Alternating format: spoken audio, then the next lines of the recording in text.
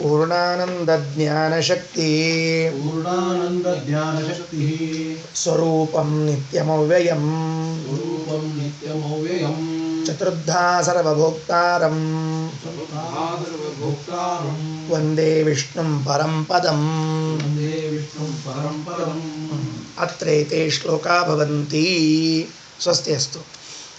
ಮುಂದಿನ ಭಾಗ ಏನು ಅಂದರೆ 7ನೇ ಮಂತ್ರದಿಂದ 15ನೇ ಮಂತ್ರದವರೆಗೆ. ಎಷ್ಟು ಮಂತ್ರ? 7ರಿಂದ 15 ಅಂದರೆ 8 ಮಂತ್ರ. 8 ಸ್ವಲ್ಪ 9 ಮಂತ್ರಗಳು. ಇಷ್ಟೊತ್ತು ಏನು 6 ಮಂತ್ರಗಳಲ್ಲಿ ವಿಷಯವನ್ನು ಹೇಳಲಾಗಿದೆ, ಇದಕ್ಕೆ ಪ್ರಮಾಣವನ್ನಾಗಿ ಉದಾಹರಣೆ ಮಾಡುತ್ತಿದ್ದಾರೆ. ಅಂದ್ರೆ ಅತ್ರ ಈ ವಿಷಯದಲ್ಲಿ ಏತೇ ಶ್ಲೋಕಾಹ, ಈ ಮಂತ್ರಗಳು, ಶ್ಲೋಕಾಹ ಎಂಬ ಶಬ್ದಕ್ಕೆ ಮಂತ್ರಗಳು ಅಂತ ಅರ್ಥ. ಈ ಮಂತ್ರಗಳು ಭವಂತಿ ಅಂದರೆ ಸಂವಾದಿನೋ ಭವಂತಿ ಅಂತ ಅರ್ಥ, ಸಂವಾದಿಗಳಾಗುತ್ತವೆ. ಇನ್ನು ಮುಂದೆ ಹೇಳುವಂತಹ 7, 8, 9, 10, 11, 12, 13, 14, 15 9 ಮಂತ್ರಗಳು, ಇನ್ನು ಮುಂದೆ ಹೇಳುವಂತಹ 9 ಮಂತ್ರಗಳು ಈ ಹಿಂದೆ ಹೇಳಿದ 6 ಮಂತ್ರಗಳಲ್ಲಿನ ವಿಷಯಗಳಿಗೆ ಪ್ರಮಾಣವಾಗುತ್ತವೆ. ಇಲ್ಲೊಂದು ಪ್ರಶ್ನೆ. ಈಗ ವರುಣ ಕಂಡುಕೊಂಡಿರುವಂತಹ ಮಂತ್ರಗಳು ಇವು, ಈ ಮಂತ್ರಗಳು ಸರಿ. ವರುಣ ಕಂಡುಕೊಂಡ ಈ ಮಂತ್ರಗಳಿಗೆ ಇನ್ಯಾವ ಮಂತ್ರಗಳನ್ನು ಪ್ರಮಾಣವನ್ನಾಗಿ ಉದಾಹರಣೆ ಮಾಡಲಿಕ್ಕೆ ತಾರ? ಅವಾಗ 2 ಪ್ರಶ್ನೆ. ಒಂದು, ಇವುಗಳು ಸ್ವತಃ ಪ್ರಮಾಣವಾಗಿವೆಯೋ ಇಲ್ವೋ? ಈ ಮಂತ್ರಗಳು, ಈಗ ಯಾವುದು ವರುಣ ಹೇಳ್ತಾ ಇದ್ದಾನೆ ಆ ಮಂತ್ರಗಳು ಪ್ರಮಾಣವಾಗಿದೆಯೋ ಇಲ್ಲವೋ? ಇದ್ರೆ ಇನ್ನೊಂದು ಪ್ರಮಾಣವನ್ನು ಉದಾಹರಣೆ ಮಾಡುವ ಅವಶ್ಯಕತೆ ಇಲ್ಲ. ಏನು? ವರುಣದೇವರು ಕಂಡುಕೊಂಡಿರುವಂತಹ ಮಂತ್ರಗಳು ಅವು ತಂತಾನೇ ಪ್ರಮಾಣವಾದದ್ದರಿಂದ ಇನ್ನೊಂದು ಪ್ರಮಾಣವನ್ನು ಕೊಡುವ ಅವಶ್ಯಕತೆ ಇಲ್ಲ. ಒಂದು ವೇಳೆ ವರುಣ ಕಂಡುಕೊಂಡ ಮಂತ್ರಗಳು ಅಪ್ರಮಾಣವಾಗಿದ್ದರೆ ಇನ್ನೊಂದು ಪ್ರಮಾಣವನ್ನು ಕೊಡುವ ಅವಶ್ಯಕತೆಯೂ ಇಲ್ಲ. ಯಾಕೆ? ಇದೇ ಅಪ್ರಮಾಣ ಇದ್ದಾಗ ಪ್ರಮಾಣ ಕೊಟ್ಟು ಏನು ಮಾಡಬೇಕಾಗಿತ್ತು? ಅಂದ ಮೇಲೆ ಪ್ರಮಾಣವನ್ನು ಯಾಕೆ ಕೊಡ್ತಾ ಇದ್ದಾರೆ ಎನ್ನುವ ಚರ್ಚೆಯನ್ನು ಯಾವ ಭಾಷ್ಯಕಾರರು ಮಾಡಲಿಲ್ಲ, ಮಧ್ವಾಚಾರ್ಯೊಬ್ಬರೇ ಮಾಡಿದರು. ಅತ್ರ ಏತೇ ಶ್ಲೋಕಾ ಭವಂತಿ.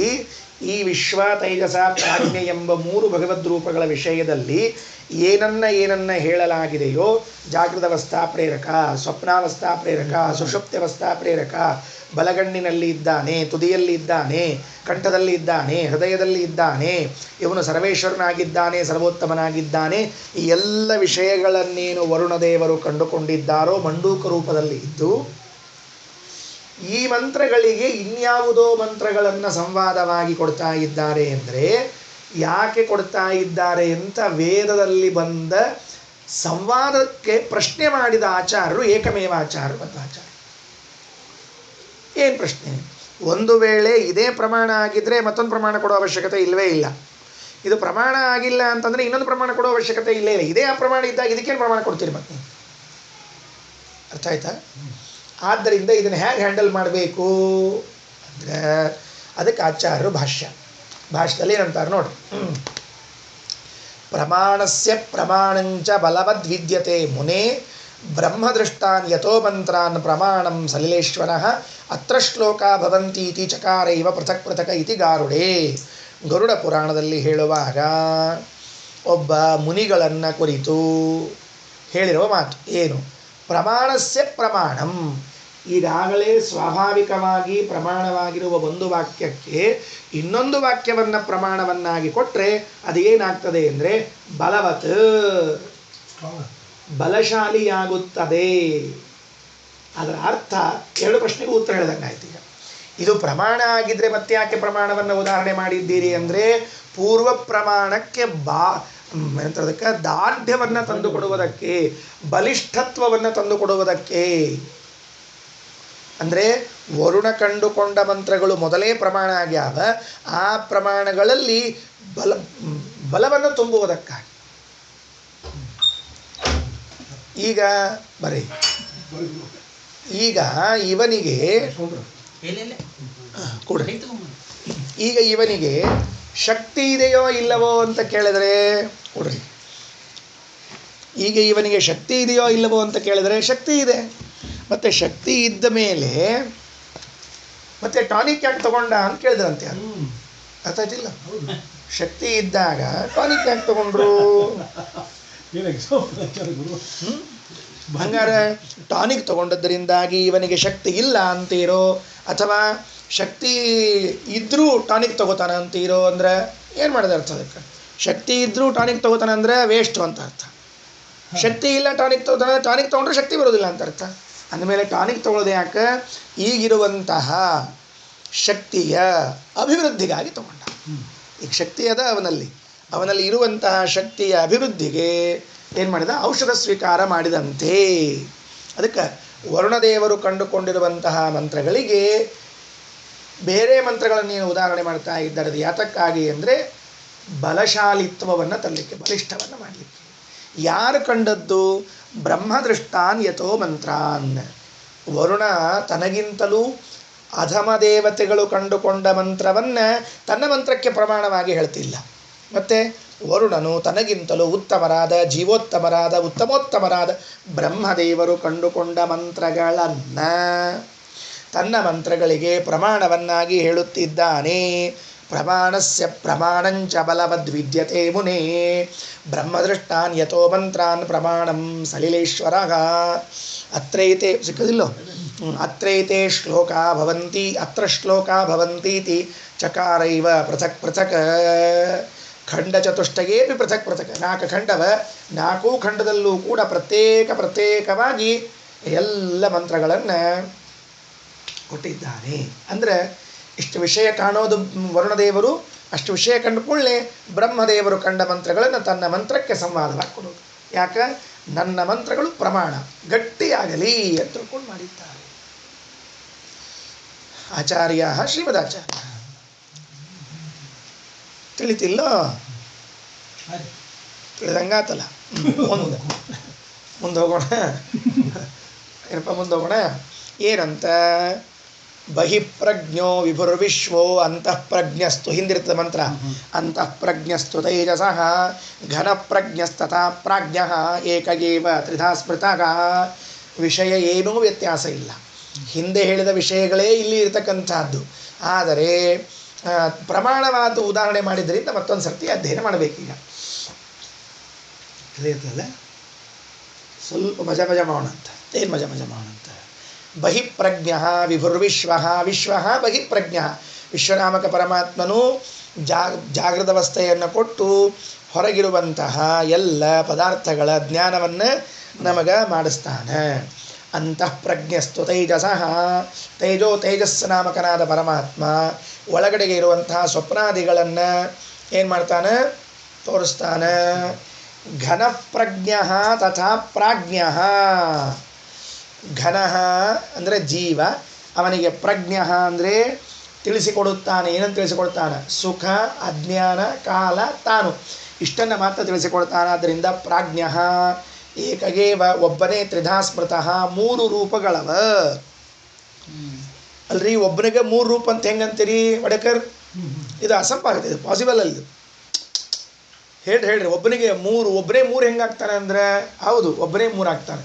ನೀನೇ ಗೃಹಸ್ಥ, ನೀನೇ ಸನ್ಯಾಸಿ, ನೀನೇ ಬ್ರಹ್ಮಚಾರಿ, ಹಾಗೆ ಆಗ್ತಿ. ಆಗೋದಿಲ್ವೇನು? ಒಬ್ಬನಿಗೆ 3 ಅಂದ್ರೆ ಏನ್ರಿ? ನೀವು ಬ್ರಹ್ಮಚಾರಿ, ನೀವು ಗೃಹಸ್ಥ, ನೀವು ಸನ್ಯಾಸಿ. ವಾನಪ್ರಸ್ಥಾಶ್ರಮ ಇಲ್ಲ, ಇದ್ರೆ ಅದೊಂದು ಸರಿ 4 ಆಗ್ತೀರಿ ಒಬ್ಬರೇ ನೀವು. ಒಬ್ಬನೇ 3 ಹೆಂಗಾದ ಅಂದರೆ ಮತ್ತೆ ಇಲ್ಲಿ ಒಬ್ಬ 3 ಆಗಿಲ್ಲ ನೀವು. ಮತ್ತೆ ಒಬ್ಬನೇ ಬ್ರಹ್ಮಚಾರಿಯು ಗೃಹಸ್ಥನೂ ಸನ್ಯಾಸಿಯೂ ಆಗೋದಾದರೆ ಒಬ್ಬ ದೇವರೇ ವಿಶ್ವನೋ ತೈಜಸ್ಸನೋ ಪ್ರಾಜ್ಞನೋ ಯಾಕೆ ಆಗಬಾರ್ದು? ತ್ರಿಧಾ ಸ್ಮೃತಃ. ಹೀಗೆ 3 ಇದ್ದಾನೆ ಅಂತ ಬ್ರಹ್ಮದೇವರು ಸ್ಮರಣೆ ಮಾಡಿಕೊಂಡ್ರು. ಸ್ಮೃತಃ ಅಂದರೆ ಸ್ಮರಣೆ ಮಾಡಿಕೊಂಡ್ರು. ಬ್ರಹ್ಮದೇವರು ಏನು ಮಾಡಿಕೊಂಡ್ರು? ಹೀಗೆ ಮಂತ್ರವನ್ನು ಕಂಡುಕೊಂಡ್ರು. ನೋಡಿಲ್ಲಿ ಆಚಾರ್ಯ ಹಿಂದೆ ಹೇಳುವಾಗ ಪ್ರಜ್ಞಾನ ಘನಃ ಎಂಬುದು ವಿಪರೀತ ಸಮಾಸ ಅಂತ ಹೇಳಿದರು. ಘನಪ್ರಜ್ಞ ಎಲ್ಲಿದೆ ಅಂದರೆ ಇಲ್ಲಿದೆ ವಾಕ್ಯ. ತಿಳಿದನಪ್ಪ? ಘನಪ್ರಜ್ಞಸ್ತಥಾ ಅಂತ ಆಚಾರ್ಯ ಎಷ್ಟು ಸೂಕ್ಷ್ಮ ಅವಲೋಕನ ಮಾಡ್ಯಾರ ಅಂದರೆ, ಹಿಂದೆ 5ನೇ ಮಂತ್ರದಲ್ಲಿ ಹೇಳುವಾಗ ಪ್ರಜ್ಞಾನ ಘನಃ, ಆ ಪ್ರಾಜ್ಞನಾಮಕ ಪರಮಾತ್ಮ ಹೆಂಗಿದ್ದಾನೆ ಅಂದರೆ ಪ್ರಜ್ಞಾನ ಘನ ಆಗಿದ್ದಾನೆ ಅಂತ ಹೇಳಿದ್ರಲ್ಲಿ. ಆ ಪ್ರಜ್ಞಾನ ಘನ ಅಂತನ್ನೋ ಶಬ್ದದ ಅರ್ಥ ಗೊತ್ತಾಗಿಲ್ಲ ನಮಗೆ. ಏನಪ್ಪ? ಪಾಂಡಗ್ಯಾಚಾರ್ಯ ಪ್ರಜ್ಞಾನ ಘನಃ ಅಂತನ್ನೋ ಶಬ್ದದ ಅರ್ಥ ಗೊತ್ತಾಗಿಲ್ಲ. ಆಚಾರ್ಯ ಏನು ಮಾಡಿದರು, ಯಾಕೆ ಅರ್ಥ ಗೊತ್ತಾಗಲ್ತೇನು ನಿಮಗೆ, ಅದು ಸಮಾಸ ಉಲ್ಟಾ ಆಗ್ಯದ. ಮೊದಲು ಸರಿ ಸಮಾಸ ಮಾಡ್ಕೊಳ್ರಿ, ಆಮೇಲೆ ಅರ್ಥ ಆಗ್ತದೆ. ಪ್ರಜ್ಞಾನ ಘನಃ ಘನ ಪ್ರಜ್ಞಾನ ಅಂತ ಮಾಡ್ಕೊಳ್ರಿ. ರಿವರ್ಸ್ ಅದು ವಿಪರೀತ ಸಮಾಸ ಆಗ್ಯದ. ಆಹಿತಾಗ್ನಿ ಅಜ್ಞಾಹಿತ ಆಶ್ರಯ ಸಿದ್ಧಿ ಅಸಿದ್ಧಾಶ್ರಯ ಎಂದಂತೆ ಘನ ಪ್ರಜ್ಞ ಪ್ರಜ್ಞಾನ ಘನಃ ಅಂತ ಆಗ್ಯದ. ಸ್ವಲ್ಪ ಅದನ್ನು ಸರಿ ಮಾಡ್ಕೊಳ್ರಿ ಮೊದಲು, ಆಗ ಅರ್ಥ ಆಗ್ತದೆ. ಘನೋ ನಾಮ ಜೀವ. ಘನ ಎಂಬ ಶಬ್ದಕ್ಕೆ ಯಾರು ಅರ್ಥ? ಜೀವ. ಕಲ್ಲು ಕೂತದ್ ನೋಡಿದ್ದು ಅದು ಬೆಳೆಸ್ಕೊತಿರ್ತಾರಲ್ಲ ಅದು ಘನ. ಜಡ. ಘನ ಅಂದರೆ ಜೀವ, ಸ್ವತಂತ್ರ ಆದ್ದರಿಂದ ಘನ. ಘನ ಅವನಿಗೆ ಪ್ರಜ್ಞಾನ ತಿಳಿಸಿಕೊಡ್ತಾನೆ. ಏನು ತಿಳಿಸಿಕೊಡ್ತಾನೆ? ಅವನಿಗಿರುವ ಅಜ್ಞಾನ, ಅವನು ಸುಖ ಕಾಲ ಇಷ್ಟು ತಿಳಿಸಿಕೊಡ್ತಾನೆ. ಅದರಿಂದ ಪ್ರಾಜ್ಞನಾಮಕ ಪರಮಾತ್ಮನಿಗೆ ಒಂದು ವಿಶೇಷಣ ಘನ ಪ್ರಜ್ಞ ವಿಶೇಷಣ. ಆಚಾರ್ಯ ಏನು ಮಾಡಿದರು ಅಂದರೆ ಇದು ವಿಪರೀತ ಸಮಾಸ ಆಗ್ಯದ ಅಂತ ಹೇಳಿ ನಿಮಗೆ ಅಧಿಕಾರ ಇಲ್ಲದ ಅಂದರೆ ಮುಂದಿನ ಹಿಂದಿನ ಮಂತ್ರ ನೋಡಿಬಿಡ್ರಿ. ಈ ಮಂತ್ರ 7ನೇ ಮಂತ್ರವನ್ನು ನೋಡಿದಾಗ 5ನೇ ಮಂತ್ರದಲ್ಲಿ ಬಂದ ಪ್ರಜ್ಞಾನ ಘನವನ್ನು ಘನಪ್ರಜ್ಞ ಅಂತ ಮಾಡಿಕೊಳ್ಳಿಕ್ಕೆ ಬರ್ತದೆ. ಬುದ್ಧಿ ಕೆಲಸ. ಅದಕ್ಕೆ ಅಲ್ಲೇ ಆ 5ನೇ ಮಂತ್ರದ ಭಾಷ್ಯದಲ್ಲೇ ಪ್ರಜ್ಞಾನಘನ ಇತಿ ವಿಪರೀತ ಸಮಾಸ ಘನಪ್ರಜ್ಞೆ ಇತಿ ವಕ್ಷಮಾನತ್ವ ಅಂತ ಹೇಳ್ಯಾರ. ಸರಿ, ಮುಗಿದು ಹೊತ್ತು. ಏಕ ಏವ ತ್ರಿಧಾ ಸ್ಮೃತಃ ಅಂತಾಯಿತು. ಇನ್ನು ಮುಂದೆ ನೋಡಪ್ಪ, ಮುಂದಿನ ವಿಷಯಕ್ಕೆ ಹೋಗೋಣಂತ. 8ನೇ ಮಂತ್ರ ತೆಗಿರಿ, ಅಲ್ಲಿ ಭಾಷ್ಯ ಮುಗಿಸಿವೀಗ. ದಕ್ಷಿಣಾಕ್ಷಿ ಮುಖೇ ವಿಶ್ವೋ ಮನಸ್ಯಂತಸ್ತು ತೈಜಸಃ ಆಕಾಶೇ ಚರದಿ ಪ್ರಾಜ್ಞಃ ತ್ರಿಧಾ ದೇಹೇ ವ್ಯವಸ್ಥಿತಃ. ತಮ್ಮ ಸ್ವಲ್ಪ ಇವತ್ತು ನಿಧಾನಕ್ಕೆ ಹೋಗ್ತೀನಿ, ಅನಿವಾರ್ಯದ ನನಗೂ ತ್ರಾಸಾಗ್ಲಿಕ್ಕತ್ತದೆ. ತ್ರಾಸು ಮಾಡ್ಕೊಂಡು ಹೇಳೋದು ಬೇಡ ಅಂತ ಸ್ವಲ್ಪ ಸೊಕಾಶ ಹೇಳ್ತೀನಿ ಅಷ್ಟೆ. ಏನು ಸೊಕಾಶ ಹೇಳ್ತೀನಿ ಅಂತ ಅದು ಹೇಳಿದ ಮೇಲೆ ಗೊತ್ತಾಗ್ತದೆ. ಅರ್ಥ ಆಯ್ತಾರಪ್ಪ? ಪ್ರಣೋಮ ಮುಂದೆ ಹೋಗೋಣ. ಶ್ರೀರಚರ ರೆಡಿ, ತಯಾರು. ದಕ್ಷಿಣಾಕ್ಷಿ ಮುಖೇ ವಿಶ್ವ. ವಿಶ್ವನಾಮಕ ಪರಮಾತ್ಮನು ಎಲ್ಲಿದ್ದಾನೆ? ದಕ್ಷಿಣ ಅಕ್ಷಿಯ ಮುಖದಲ್ಲಿ ಇದ್ದಾನೆ. ದಕ್ಷಿಣ ಅಂದರೆ ಬಲ, ಅಕ್ಷಿ ಅಂದರೆ ಕಣ್ಣು, ಮುಖ ಅಂದರೆ ಮುಖದಾಗ ಅಂತ ಅರ್ಥನ ಅಲ್ಲ, ತುದಿ ಅಂತ ಅರ್ಥ. ಬಲಗಣ್ಣಿನ ತುದಿಯಲ್ಲಿ, ಮುಖ ಅನ್ನೋ ಶಬ್ದ ತುದಿ ಅಂತ ಅರ್ಥ ಮಾಡ್ಕೋಬೇಕು. ದಕ್ಷಿಣ ಬಲ, ಅಕ್ಷಿ ಕಣ್ಣು, ಬಲಗಣ್ಣಿನ ಮುಖೆ ಅಂದರೆ ತುದಿಯಲ್ಲಿ. ರಾಯರು ಬರೆದಾರ ಖಂಡಾರ್ಥದಲ್ಲಿ ಮುಖೆ ಅನ್ನೋ ಶಬ್ದಕ್ಕೆ ತುದಿ ಅಂತ ಮಾಡ್ಕೊಳ್ರಿ. ಹಂಗಾರೆ ಬಲಗಣ್ಣಿನ ತುದಿ ಅಂದರೆ ಯಾವುದು? ನಟ್ಟಣು ಪಾಯಿಂಟ್, ಅಲ್ಲಿದ್ದಾನೆ ವಿಶ್ವನಾಮ. ಅರ್ಥ ಆತಿಲ್ಲೋ? ಯಾಕೆ? ವಾಯ್ ರಾಯರು ಹೇಳಿದ್ರು, ವೇದ ಹೇಳಿದ್ರು ಅಂತ ತಿಳ್ಕೊಂಡು ನಾವ್ಯಾಕೆ ನಂಬಬೇಕು? ನಾ ಪ್ರಶ್ನೆ ಏನು ಕೇಳಿದೆ? ಈ ನಟ್ಟು ನಡುವು ತುದಿ ಭಾಗ ಇರೋದಲ್ಲ, ಮೇಲ್ಭಾಗದಲ್ಲ, ಕರಿ ಗುಡ್ಡಿ ನಡುವುದಲ್ಲ, ಅಲ್ಲಿದ್ದಾನೆ ಅಂತ ನಾ ಅಂದೆ. ಈಗ ಯಾಕೆ ಒಪ್ಪುಕು ಅದನ್ನು? ವೇದ ಹೇಳಿತು, ರಾಯರು ಹೇಳಲಿ, ವೇದ ಹೇಳಲಿ, ಮಧ್ವಾಚಾರ್ಯ ಹೇಳಿ. ಯಾಕೆ ಒಪ್ಪುಕು ಅಂದರೆ ನೋಡ್ರಿ, ಈ ಕೆಳಗಿನ ಬಿಳಿ ಗುಡ್ಡೆ ಅದಲ್ಲ, ಅದಕ್ಕೆ ನೀವು ಬೇಕಾದ್ರೆ ಬಣ್ಣ ಹಚ್ಚರಿ, ಕಾಣಿಸ್ತದ. ಆದರೆ ಈ ಕರಿ ಗುಡ್ಡಿ ಮೇಲೆ ಒಂದು ಸಣ್ಣದೇನು ರೈಟ್ ಬಿಡಿ ಕಾಣಿಸಂಗಿಲ್ಲ. ಅರ್ಥ ಆಯ್ತಿಲ್ಲೋ? ಸಿನಿಮಾ ನಾಟಕ ಒಳಗೆ ತೆಳಗಿನ ಭಾಗ ಎಲ್ಲ ಕೆಂಪು ಮಾಡಿರ್ತಾರೆ ನೋಡ್ರಿ, ಇಲ್ಲೋ ಬಿಳಿ ಭಾಗ ಎಲ್ಲ ಕೆಂಪಾಗಿರ್ತದೆ. ಬಿಳಿ ಭಾಗಕ್ಕೆ ಏನು ಕವರ್ ಮಾಡಿದ್ರು ಏನೂ ಬಾಧಕ ಆಗಂಗಿಲ್ಲ. ಕರಿ ಗುಡ್ಡಿ ತುದಿಗೇನ್ರ ನೀವು ಮುಚ್ಚಿಬಿಟ್ರಿ ಅಂದ್ರೆ ಮುಗಿದು ಹೊತ್ತು ಕೆಲಸ. ಮತ್ತು ಲೆನ್ಸ್ ಎಲ್ಲ ಹಾಕ್ತಾರೆ, ಮತ್ತೆ ಕರಿ ಗುಡ್ಡಿ ಹಾಕ್ತಾರೆ. ಬಿಳಿದಕ್ಕೆ ಯಾಕೆ ಹಾಕಂಗಿಲ್ಲ? ಹಾಗೆ ಬರೋದಿಲ್ಲ, ಹಾಕುವ ಅವಶ್ಯಕತೆ ಇಲ್ಲೇ ಇಲ್ಲ. ಅದಕ್ಕೆ ದಕ್ಷಿಣಾಕ್ಷಿ ಮುಖೇ ಇಲ್ಲೇ ಇದ್ದಾನೆ ನೋಡ್ರಿ. ಇದು ವೇದ ಅನಾದಿ ಕಾಲದಿಂದ ಕಂಡುಕೊಂಡ ಸತ್ಯ. ಇವತ್ತು ವೈದ್ಯಕೀಯ ಶಾಸ್ತ್ರ ಸಂಶೋಧನೆ ಮಾಡಿ ಕಂಡುಕೋಬೇಕಾಯ್ತು. ಅದನ್ನು ಎಂದೋ ನಮ್ಮ ಪ್ರಾಚೀನ ದಕ್ಷಿಣಾಕ್ಷಿ ಮುಖೇ ವಿಶ್ವ. ಅಪ್ಪ ನೀನು ಕಣ್ಣು ಕಾಣಿಸೋದು ಈ ತುದಿಗೋ ಉಳಿದದ್ದಲ್ಲ ಅಂತಂತಾರೆ. ಹೌದು. ಅದಕ್ಕೆ ಬೇರೆ ಕಡೆ ಎಲ್ಲರ ಗಾಯ ಆದರೆ ಏನಾಗಂಗಿಲ್ಲ, ತುದಿ ಗಾಯ ಆದರೆ ಕಣ್ಣು ಹೋಗುತ್ತೆ. ಅರ್ಥ ಆಯ್ತಾ? ದಕ್ಷಿಣಾಕ್ಷಿ ಮುಖೇ ವಿಶ್ವ ಮನಸ್ಸಿ ಅಂತಸ್ತು ತೈಜಸಃ. ಅದನ್ನು ಶಬ್ದ ಉಲ್ಟಾ ಮಾಡಬೇಕು. ಅಂತಹ ಒಳಗಡೆಗೆ, ಎಲ್ಲಿ? ಮನಸ್ಸಿ. ಅದು ಒಂದಕ್ಕೊಂದು ಶಬ್ದಗಳು ವ್ಯಾಖ್ಯೆ ಭಾವ ಉಳ್ಳದ್ದು ಅಂತ ರಾಯರು ತಿಳಿಸ್ತಾರೆ. ಮನಸ್ಸಂತಸ್ತು ತೈಜಸಃ ಅಂದರೆ ಮನಸ್ಸಿನ ಒಳಗೆ ಅಂತಲ್ಲ, ಒಳಗೆ ಮನಸ್ಸೊಳಗೆ ಅಂತ ಅರ್ಥ ಮಾಡ್ಕೋಬೋದು. ತೈಜಸ ಇದ್ದ ಅಲ್ರಿ. ಕಂಠದಾಗ ಅಂದ್ರಿ ಮತ್ತು ಮನಸ್ಸಿನಾಗ ಅಂತೀರಲ್ಲ ಅಂತಂದ್ರೆ ಇಲ್ಲೇ ಆ ಜಾಗಕ್ಕೆ ಮನಸ್ಸು ಅಂತ ಕರಿತೀವಿ ಅಷ್ಟೆ. ಅಂತಹ ಒಳಗಡೆಗೆ ಎಲ್ಲಿ? ಮನಸ್ಸಿ. ಕಂಠದಲ್ಲಿ ಮನಃಶಬ್ದ ಕಂಠ ಅನ್ನೋ ಲಕ್ಷಣ ಮಾಡ್ತೀವಿ ಅಷ್ಟೆ, ನಾವು ಬೇರೆ ಏನಿಲ್ಲ. ತಿಳಿತಿಲ್ಲ? ಸರಿ. ಆಕಾಶೇ ಚ ಹೃದಿ ಪ್ರಾಜ್ಞ. ಹೃದಯ ಆಕಾಶೆ ಹೃದಯಾಕಾಶದಲ್ಲಿ ಪ್ರಾಜ್ಞ ಪ್ರಾಜ್ಞ ನಾಮಕ ಪರಮಾತ್ಮನು ತ್ರಿಧಾ ಮೂರು ರೀತಿಯಿಂದ ಅಂದರೆ ಏನಾಯ್ತು ಈಗ ವಿಶ್ವ ತೈಜಸ ಪ್ರಾಜ್ಞೆ ಎಂಬ ಮೂರು ರೀತಿಯಿಂದ ದೇಹೇ ವ್ಯವಸ್ಥಿತ ವಡೇಕರ್ ದೇಹದಲ್ಲಿ ಇದ್ದಾನ. ಏನಂದ್ರೆ ಇದು ಸ್ವರೂಪದಲ್ಲಿದ್ದ ಭಗವದ್ ರೂಪ ಅಲ್ಲ, ದೇಹದಲ್ಲಿದ್ದ ಭಗವದ್ ರೂಪ. ಹುಷಾರ್, ಅವಸರದ ಗಡಿಬಿಡಿ ಒಳಗೆ ದೇವರಿದ್ದಾನೆ ಅಂತ ತಿಳ್ಕೊಂಡು ಹೇಳಿ ಸ್ವರೂಪ ದೇಹದೊಳಗೂ ಕಣ್ಣಿನ ತುದಿಯೊಳಗೆ ವಿಷ್ಣು ತೈಜಸ ಪ್ರಾಜ್ಞ ಅಂತ ತಿಳ್ಕೊಂಡು ಕೂತೀತೀರಿ ಎಲ್ಲರ. ದೇಹೇ ವ್ಯವಸ್ಥಿತ, ಈ ದೇಹದಾಗ ಮಾತ್ರ ವಿಶ್ವ ತೈಜಸ ಪ್ರಾಜ್ಞರ ಕೆಲಸ, ಸ್ವರೂಪ ದೇಹದಾಗಿಲ್ಲ. ಯಾಕಿಲ್ಲ ಕೇಳ್ರಿ. ಏನು ಸ್ವರೂಪ ದೇಹದಾಗ ಕನಸು ಬರ್ತಾನೆ ನಿಮಗೆ? ನಿದ್ದೆ ಇರ್ತದೆ? ಇಲ್ಲ ಇಲ್ಲ, ಹೆಂಗೆ ಬರ್ಬೇಕು ಮತ್ತೆ?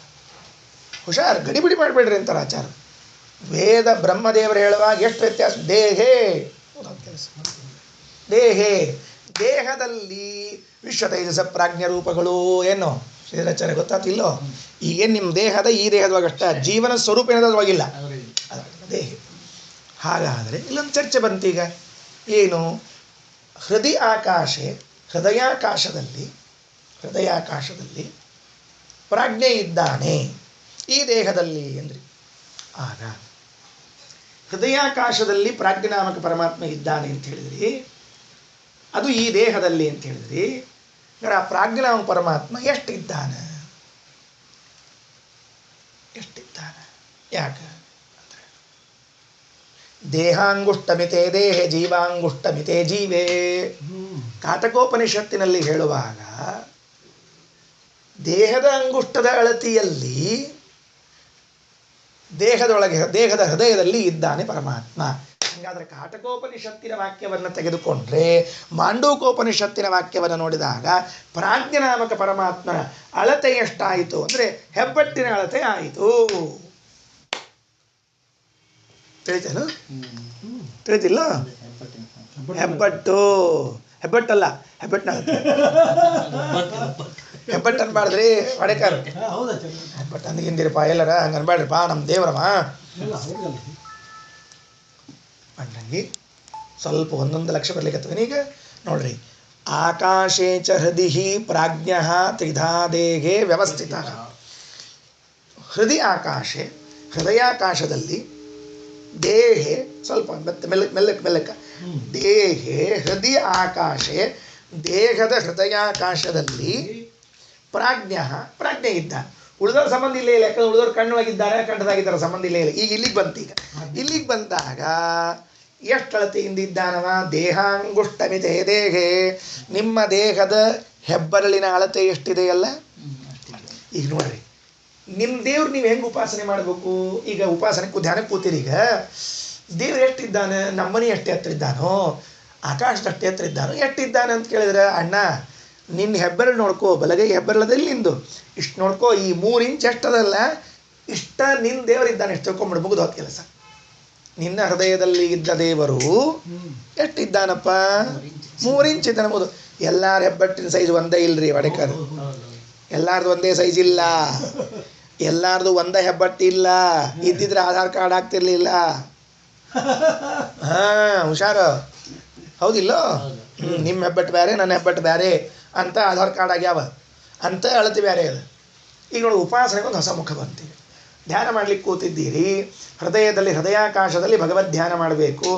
ಪ್ರಾಜ್ಞಾ ತುರಿ ಆಮೇಲೆ ವಿಚಾರ ಮಾಡೋಂಥ, ಮತ್ತು ಮುಂದಿನೆಲ್ಲ ವಿಶೇಷ ವಿಚಾರವೇ. ಎಷ್ಟು ಅಳತಿ ಒಳಗಿದ್ದಾನೆ ದೇವರು? ನಿನ್ನ ಹೆಬ್ಬರಳಿನ ಸಂಖ್ಯೆ ಇದ್ದಾನಪ್ಪ. ತಿಳಿಲಿಲ್ಲೇನು? ಏನು ತಿಳಿತು? ನಮ್ಮ ಹೆಬ್ಬೆರಳಿನ ಸೈಜು, ಬಲಗೈ ಹೆಬ್ಬೆರಳಿನ ಸೈಜು ಪ್ರಾಜ್ಞೆ ನಾಮಕ. ಸುಮ್ ನೋಡ್ರಿ. ನೀನೊಂದು ಮಾತಾಡ್ತಿರ್ತೀನಿ. ಯಾರು? ನೀನೊಂದು ಮಾತಾಡ್ತೀರನ? ನೀನೊಂದು ಮಾತಾಡ್ಬೇಕಾರೆ ಯಾವ ಬೆಳೆ ತೋರಿಸ್ತೀರಿ? ಏನೋ ಹೇಳೋ ತೋರ್ಬೇಳೆ ತೋರಿಸ್ತೀವಿ. ಏನು ಹೇಳ್ರಿ? ತೋರ್ಬೇಳೆ ತೋರಿಸ್ತೀರಿ. ಇದು ಅಳತಿ ಯಾರ್ದು? ಇದು ದೇವ್ರದು. ಈ ಅಳತಿ ದೇವ್ರದು. ಇದು ಯಾರು? ನೀನು. ಇವೆರಡು ಕುಡಿಸಿದ್ರೆ ಇದೇನು ಮುದ್ರಾ? ಇದು ಜ್ಞಾನ ಮುದ್ರಾ. ಇದೇನು ಮುದ್ರಾ? ಇದು ಈ ಜೀವ ಪರಮಾತ್ಮನ ಕಡೆಗೆ ಹೋದ್ರೆ ಜ್ಞಾನ ಬರ್ತದೆ, ಬಿಟ್ಟು ಬೇರೆ ಕಡೆ ಹೋದ್ರೆ ಜ್ಞಾನ ಬರೋದಿಲ್ಲ. ಬ್ಯೂಟಿಫುಲ್. ಏನಿದು ಜ್ಞಾನ ಮುದ್ರಾ ಹೌದಿಲ್ಲ ಇದು ಜ್ಞಾನ ಮುದ್ರಾ ಯಾಕಾತು ಅಂದರೆ ಈ ತೋರ್ ಬೆರಳಿನಿಂದ ನೀ ನೀ ನೀ ಅಂತಂದ್ರೆ ಇದು ಜೀವನ ಬೆರಳು, ಇದು ಪರಮಾತ್ಮನ ಬೆರಳು. ಈ ಪರಮಾತ್ಮನ ಬೆರಳು ಜೀವನ ಬೆರಳು ಎರಡು ಸೇರ್ಕೊಂಡು ಅಂದರೆ ಏನು ಮುದ್ರಾ ಆಗ್ತದೆ? ಜ್ಞಾನ ಮುದ್ರಾ ಆಗ್ತದೆ. ಎಲ್ಲಿವರೆಗೆ ನಾವು ದೇವ್ರ ಕಡೆಗೆ ಹೋಗಿಲ್ಲ ಅಲ್ಲಿವರೆಗೆ ಜ್ಞಾನ ಆಗಿಲ್ಲ. ಸಂಸಾರದಾಗಿದ್ದೀವಿ, ಅಜ್ಞಾನದಾಗ ಕೂತೀವಿ. ಎಂತ ದೇವ್ರ ಕಡೆಗೆ ತಿರುಗಿದ್ವಿ ಅಂದರೆ ಜ್ಞಾನ ಮುದ್ರಾ, ಅಂದೇ ಜ್ಞಾನ ಆಯಿತು. ಕೆಲಸ ಬ್ಯೂಟಿಫುಲ್. ಅದಕ್ಕೆ ಆಕಾಶೇಚ ಗದಿಹಿ ಪ್ರಾಗ್ ತಿಳಿಲಿಲ್ಲ. ಇದು ಅಭಯ ಮುದ್ರಾ, ಇದು ಜ್ಞಾನ ಮುದ್ರಾ, ಇದು ವರ ಮುದ್ರಾ, ಎಲ್ಲ ಬೇರೆ ಬೇರೆ ಮುದ್ರಾಗಳು. ಇದು ಯಾಕೆ ಹಿಂಗೆ ಜ್ಞಾನ ಮುದ್ರಾ ಆಯ್ತು ಇದು ಅಂದ್ರೆ ಆಚಾರ್ಯ ಅಂತಾರೆ ಪಾಪಿ ಇದು ನೀ ಜೀವ, ಇದು ಭಗವಂತ, ಇಲ್ಲಿ ಸೇರ್ಕೊಳ್ರಿ ಅಂದ್ರೆ ಜ್ಞಾನ ಬರ್ತದೆ ಅಂತ. ಆಕಾಶೇಚ ಗದಿ ಪ್ರಾಜ್ಞ ತ್ರಿದಾದೇಗೆ ವ್ಯವಸ್ಥಿತ ಅಲ್ರಿ. ಈಗ ನೀವೇನು ಹೇಳಿದ್ರಿ ಅಂತಂತಂದ್ರೆ ನಾ ಹಿಂಗೆ ತಿಳ್ಕೊಂಡೆ ಅಂತ ನಾ ಹಿಂಗೆ ತಿಳ್ಕೊಂಡೆ ಏನು ಅಂದರೆ ಹೃದಯದಲ್ಲಿ ಪ್ರಾಜ್ಞನಾಮಕ ಭಗವಂತನಿದ್ದಾನೆ. ಅವನು ಯತ್ರ ಸುಪ್ತೋ ನ ಕಂಚನ ಕಾಮಂ ಕಾಮಯತೆ, ಎಲ್ಲಿ ಮಲಗಿದ್ರೆ ನಿದ್ದೆ ಬರ್ತದೆ, ಬೇರೆ ದಿನ ಅಪೇಕ್ಷೆ ಬರೋದಿಲ್ಲ ಅಂದರೆ ಪ್ರಾಜ್ಞನಾಮಕ ಭಗವಂತನ ಆಲಿಂಗನವನ್ನು ಮಾಡಿಕೊಂಡಾಗ ನಿದ್ದೆ ಬರುತ್ತದೆ ಅಂತ ನೀವು ಹೇಳಿದ್ರಿ. ಹೌದೋ ಇಲ್ಲೋ?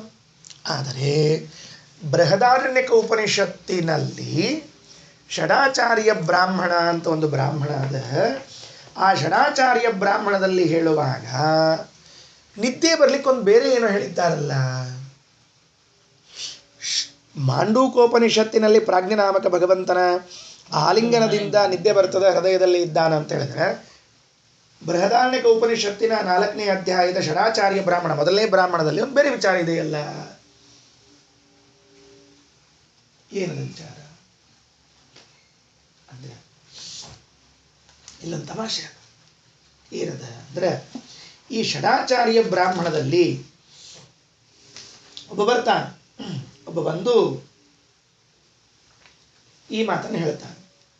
ಹೃದಯಮೇವ ಸಮ್ರಾಡಿತಿ ಹೋವಾಚ ಹೃದಯಂ ವೈ ಸಾಮ್ರಾಟ್ ಸರ್ವೇಷಾಂ ಭೂತಾನಾಮಾಯತನಂ ಹೃದಯಂ ವೈ ಸಾಮ್ರಾಟ್ ಸರ್ವೇಷಾಂ ಭೂತಾನಾಂ ಪ್ರತಿಷ್ಠಾ ಹೃದಯೇ ಏವ ಸಮ್ರಾಟ್ ಸರ್ವಾಣಿ ಭೂತಾನಿ ಪ್ರತಿಷ್ಠಿತಾನಿ ಭವಂತಿ ಹೃದಯಂ ವೈ ಸಾಮ್ರಾಟ್ ಪರಮಂ ಬ್ರಹ್ಮ ಅಂತ ಹೇಳಿದಾಗ ಅದು ಮಂತ್ರ ಇಲ್ಲಿ. ಈ ಮಂತ್ರಕ್ಕೆ ಭಾಷ್ಯದಲ್ಲಿ ಹೇಳುವಾಗ ಆಚಾರ್ಯರು ಒಂದು ವ್ಯವಸ್ಥೆ ಮಾಡ್ತಾರೆ. ಏನು ವ್ಯವಸ್ಥೆ ಮಾಡ್ತಾರೆ? ಶ್ರೀರಾಚಾರ್ಯ ಬಹಳ ಚಂದದ ಈ ವಿಷಯ ಇವತ್ತು ತಿಳ್ಕೊಂಡ್ರಿ ಅಂದ್ರೆ ನಿಮ್ಮ ಜೀವನದೊಳಗೆ ನಿಧಿ ಸಿಕ್ಕಂಗೆ ತಿಳ್ಕೊಂಡ್ಬಿಡ್ರಿ. ಪೇಜ್ ನಂಬರ್ ಬರ್ಕೊಂಡಿರಿ ತಮ್ಮ 451 450 ಇಷ್ಟೇ. 4ನೇ ಅಧ್ಯಾಯ ಮೊದಲನೇ ಬ್ರಾಹ್ಮಣ ಷಡಾಚಾರ್ಯ ಬ್ರಾಹ್ಮಣ ಬರ್ಕೊಂಡೇನು? ಆಯ್ತು ಸರಿ. ನೋಡ್ರಿ ಏನಂತಾರೆ. ಹೃದಯದಲ್ಲಿ ಇದ್ದಾನ ಆಕಾಶೇಚ ಹೃದಯ ಪ್ರಾಜ್ಞ ಅಂತ ಹೇಳಿರ್ಪ ನೀವು. ಹೃದಯಾಕಾಶದಲ್ಲಿ ಪ್ರಾಜ್ಞನಾಮಕ ಭಗವಂತ ಇದ್ದಾನೆ, ಅವನ್ನ ಅಪ್ಕೊಂಡ್ರೆ ನಿದ್ದೆ ಬರ್ತದೆ ಅಂತ ನೀವು ಹೇಳಿದ್ರಿ. ಬಟ್ ಆದರೆ ಹೇಳು ಸನ್ಮಗನೇ ಏನು ಅಂತಂದ್ರೆ ಹೃದಯೇ ಸರ್ವಶೋ ವ್ಯಾಪಿ ಪ್ರಾದೇಶ ಪುರುಷೋತ್ತಮ ಜೀವಾನಾಂ ಸ್ಥಾನಮುದ್ದಿಷ್ಟ ಸರ್ವದೇವ ಸನಾತನಃ ಹೃತ್ಕರ್ಣಿಕಾ ಮೂಲಗತಃ ಸ್ವಾಂಗುಷ್ಟಾಗ್ರ ಪ್ರಮಾಣಕಃ ಮೂಲೇಶ ಇತಿ ನಾಮ ಅಸ್ಮಿನ್ ಸರ್ವೇ ಜೀವಾ ಪ್ರತಿಷ್ಠಿತಾಃ ಅಂಗುಷ್ಟಮಾತ್ರೇ ಪುರುಷೇ ಕರ್ಣಿಕಾಗ್ರೇ ವ್ಯವಸ್ಥಿತೇ ಹರೌ ಪ್ರವಿಶಂತಿ ಸುಷುಪ್ತೌ ತು ಪ್ರಬುದ್ಧ್ಯಂತೆ ತತಸ್ತಥಾ ಸೋಯಂ ತ್ರಿರೂಪೋ ಭಗವಾನ್ ಹೃದಯಾಖ್ಯ ಪ್ರಕೀರ್ತಿತಃ. ಇಲ್ಲಿ ಪ್ರಾದೇಶ, ಅಗ್ರೇಶ, ಮೂಲೇಶ ಎಂಬ ಬೇರೆ ಭಗವದ್ ರೂಪಗಳನ್ನು ಹೇಳ್ತಾ ಇದ್ದಾರೆ. ಬೃಹದಾರಣ್ಯಕದಲ್ಲಿ ಹೇಳುವ ಸಂದರ್ಭದಲ್ಲಿ ಪ್ರಾದೇಶ, ಮೂಲೇಶ, ಅಗ್ರೇಶ ಅಂತ 3 ರೂಪಗಳವ. ಆ 3 ರೂಪಗಳಲ್ಲಿ ಅಗ್ರೇಶನಲ್ಲಿ ಜೀವರು ಪ್ರವೇಶ ಮಾಡಿದಾಗ ನಿದ್ರೆಯನ್ನು ಪಡೀತಾರೆ ಅಂತ ಹೇಳ್ತಾ ಇದ್ದಾರೆ. ನೀವು ಹೇಳ್ತೀರಿ ಪ್ರಾಜ್ಞನಾಮಕ ಭಗವಂತನಲ್ಲಿ ಅಂತ ತಿಳ್ಕೊಂಡು ಹೇಳ್ತೀರಿ.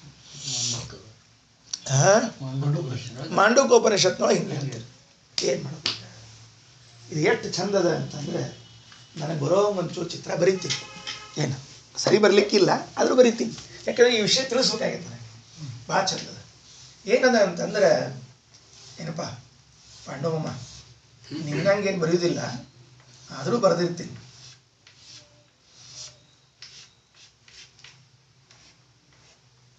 ಇದನ್ನ ಸದ್ಯಕ್ಕೆ ನೀವೇನು ಅನ್ಕೊಳ್ರಿ, ಕಮಲ ಅಂತ ಕಮಲ ಅನ್ಕೊಳ್ರಿ. ಸದ್ಯಕ್ಕೆ ಏನು ಮಾಡಿ ಬರೋದಿಲ್ಲ ಅದಕ್ಕೆ ಸ್ವಾಮಿ, ಅದಕ್ಕೆ ಕಮಲ ಅನ್ಕೊಳ್ರಿ. ತಿಳಿತೀರಪ್ಪ? ಇದು ಹೃದಯ. ಗುಡ್. ಏನಪ್ಪ ಹೃದಯ ಕಮಲ. ಇಷ್ಟ ಆಯ್ತು. ಈಗ ಆಕ್ಚುಲಿ ಹಿಂಗಿರಂಗಿಲ್ಲ, ಹೊರಕರೆ ಅನ್ಕೋಬೇಡ ಪ್ಲೀಸ್, ಸಾರಿ, ನಂಗೆ ಚಿತ್ರಕಾರ ಅಲ್ಲ. ಏನಪ್ಪ ತಿಳಿತೇನೆ. ಈಗ ಮೂರು ಭಗವದ್ ರೂಪಗಳು: ಪ್ರಾದೇಶ, ಮೂಲೇಶ, ಅಗ್ರೇಶ. ಬಹಳ ಚಂದದ, ಬ್ಯೂಟಿಫುಲ್, ಬಹಳ ಚಂದದ ವಿಷಯ. ಶ್ರೀರಾಚಾರ್ಯ ಜನ್ಮ ಜನ್ಮಾಂತರಕ್ಕೆ ಇಷ್ಟು ವಿಷಯ ತಿಳ್ಕೊಬೇಕು. ನಾವು ನಮ್ಮ ಆಚಾರ್ಯ ಇದ್ದಿದ್ದಿಲ್ಲ, ಮಧ್ವಾಚಾರ್ಯ ಇದ್ದಿದ್ದಿಲ್ಲ ಅಂದ್ರೆ ನಾವೆಲ್ಲ ಕಸದಗೊಂಡೇ ಹೋಗ್ತೀವಿ, ತಿಪ್ಪೆ ಬೀಳ್ತಿದ್ವಿ. ಏನು ಆಚಾರ್ಯ ಎಷ್ಟು ಚಂದ ತಿಳಿಸ್ತಾರೆ ಅಂದ್ರೆ ಇದೇನು ಜಗಾದನಪ್ಪ ಆಯ್ತು ತಮ್ಮ. ಹೃದಯ ಅಂತ ತಿಳ್ಕೊಂಡು ನೀನು ಹೇಳ್ತಿರೋ ತಮ್ಮ. ಇದಕ್ಕೆ ಪ್ರಾದೇಶ ಅಂತ ಹೇಳ್ತೀವಿ. ಇದಕ್ಕೇನು ಹೇಳಿದ್ರೆ ಇದಕ್ಕೆ ಪ್ರಾದೇಶ, ಚೋಟ್ ಪ್ರಾದೇಶ. ಇದ್ರ ಒಳಗ ಏನಾಗ್ಯಾನ ಅಂದ್ರೆ ಪ್ರಾದೇಶ ತುಂಬಿಕೊಂಡ ಅಂದ್ರೆ ಇದ್ರ ತುಂಬ ಪ್ರಾದೇಶ ತುಂಬಿಕೊಂಡ. ಅರ್ಥ ಆಯ್ತು. ಒಡೆಕರ್ ಮಹಾರಾಜ್ ಎಷ್ಟಿದ್ದಾನವ? ಒಂದು ಚೋಟ್ ಇದ್ದಾನ. ಪ್ರಾದೇಶ ಅನ್ನೋ ಶಬ್ದಕ್ಕನೆ ಒಂದು ಚೋಟು ಅಂತ ಅರ್ಥ. ಆಯ್ತಾಯ್ತು. ಹೃದಯದಲ್ಲಿ ಇದಿಷ್ಟು ಹೃದಯ ಅಳತೆ ಏನದ, ಇದು ಚೋಟ್ ಅಳತೆ ಅದ, ಒಂದು ಚೋಟ್ ಅಳತಿ. ಅದಕ್ಕೆ ಪ್ರಾದೇಶ ಅಂತ ಕರೀತಾರೆ.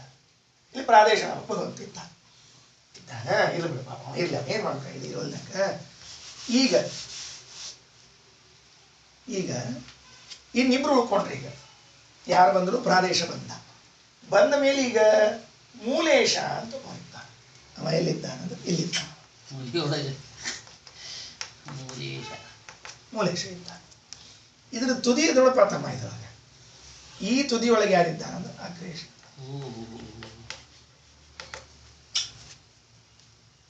ತಿಳಿತು. ಹೃದಯಾಕಾಶ, ಹೃದಯಾಕಾಶದಲ್ಲಿ ಕಮಲ, ಕಮಲದಲ್ಲಿ ಈ ಹೃದಯದ ತುಂಬ ಅಂದ್ರೆ ಈ ಕಮಲದ ಪೂರ್ಣ ಕವರ್ ಮಾಡಿಕೊಂಡಿದ್ದವನು ಪ್ರಾದೇಶ, ಚೋಟಿದ್ದಾನೆ. ಇದು ತುದಿ.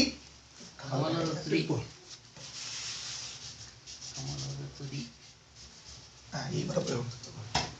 ಕಮಲದ ತುದಿ ಏನದ, ಇಲ್ಲೇನಿದ್ದಾನಿವ? ಅಗ್ರೇಶ ಇದ್ದಾನೆ. ತಿಳ್ತೇನೋ? ಅಗ್ರೇಶ ಪಂಡಂಗಿ ತಿಳ್ತೇನೋ? ಆದ್ರೆ ಈಗೇನಾಯ್ತು ಅಂದ್ರೆ, ಹೌದು ಸ್ವಾಮಿ, ಇವ ಎಷ್ಟು ಅಳತಿ ಇದ್ದಾನಂದ್ರೆ ಒಂದು ಚೌಟು ಅಂತ ಹೇಳ್ಬಿಟ್ರಿ, ಬರೋಬ್ಬರಿ. ಇವ ಎಷ್ಟು ಅಳತಿದ್ದಾನೆ, ಇವ ಎಷ್ಟು ಅಳತಿದ್ದಾನೆ ಹೇಳಲೇ ಇಲ್ಲ ನೀವು ಅಂದ್ರೆ, ಇವ ಮೂಲೇಶ್ ಏನಿದ್ದ ನೋಡ್ತಮ್ಮ, ಇವ ಅಂಗುಷ್ಟ ಅಗ್ರ. ಅಂಗುಷ್ಟ ಅಗ್ರ ಇಷ್ಟ ಈ ತುದಿ. ಅಂಗುಷ್ಟಾಗ್ರ ಪ್ರಮಾಣಕಃ ಮೂಲೇಶಃ. ಅಗ್ರೇಶಶ್ಚ ಅಂಗುಷ್ಟ ಪ್ರಮಾಣಕ. ಅಗ್ರೇಶಶ್ಚ ಅಂಗುಷ್ಟ ಪ್ರಮಾಣಕ. ಓಕೆ. ಪ್ರಾದೇಶ ಚೋಟು, ಅಗ್ರೇಶ ಅಂಗುಷ್ಟ, ಮೂಲೇಶ ಅಂಗುಷ್ಟ ತುದಿ. ಎಷ್ಟು ಚಂದ ಭಗವದ್ ರೂಪವ ಅಂದ್ರೆ, ಒಬ್ಬ ಚೋಟ್ಯ, ಇನ್ನೊಬ್ಬ ಅವನಕ್ಕಿಂತ ಚೋಟ್ಯ, ಇನ್ನೊಬ್ಬ ಅವನಕ್ಕಿಂತ ಚೋಟ್ಯ. ಹಿಂಗದ ಈ ಭಗವದ್ ರೂಪ. ಇವ ಪ್ರಾದೇಶ, ಇವ ಅಗ್ರೇಶ, ಇವ ಮೂಲೇಶ. ಪ್ರಾದೇಶಂ ಭಾಗವತದ ದ್ವಿತೀಯ ಸ್ಕಂದಲ್ಲಿ ಪ್ರಾದೇಶ ಮಾತ್ರಂ ಪುರುಷಂ ವಸಂತಂ ಅಂತದ. ಅವ ಇವನೇ ಪ್ರಾದೇಶ ಮಾತ್ರ. ಅಂಗುಷ್ಟ ಮಾತ್ರ ಪುರುಷ ಮಧ್ಯೆ ಆತ್ಮನೆ ತಿಷ್ಠತಿ ಅಂತ ಕಾಟಕದೊಳಗಿದ. ಅವ ಇವನೇ ಅಗ್ರೇಶ. ಅಂಗುಷ್ಟಾಗ್ರ ಪ್ರಮಾಣಕ ಅಂತದಲ್ಲ ಮೂಲೇಶ. ತಿಳಿತು? ಅಲ್ಲ ಅದೆಲ್ಲ ತಿಳಿಲಿ. ಈಗೇನು ತತಕ್ಕಿಂ ತಾಡ್ರಿ ಒಂದು ನಿಮಿಷ. ಈಗ ಇಲ್ಲಿ ಬೃಹದಾರಣ್ಯಕದಲ್ಲಿ ಏನ್ ಹೇಳಿಕತ್ತದ ಅಂದ್ರೆ, ಈ ಅಗ್ರೇಶನಲ್ಲಿ ಯಾವಾಗ ಎಲ್ಲ ಜೀವರು ಬಂದು ಸೇರಿಕೊಳ್ತಾರೋ ಆಗ ನಿದ್ದೆ ಬರುತ್ತದೆ ಅಂತ ತಿಳಿಸ್ತಾರೆ ಬೃಹದಾರಣ್ಯಕದಲ್ಲಿ. ನೀನ್ ಹೇಳ್ತೀರಿ ಪ್ರಾಜ್ಞನಲ್ಲಿ ಬಂದಾಗ ನಿದ್ದೆ ಬರುತ್ತದೆ ಅಂತ ಹೇಳ್ತೀರಿ. ಹಾಗಾದ್ರೆ ಈಗ ಅಗ್ರೇಶ ಅಂತ ತಗೋಬೇಕೋ ಪ್ರಾಜ್ಞ ಅಂತ ತಗೋಬೇಕೋ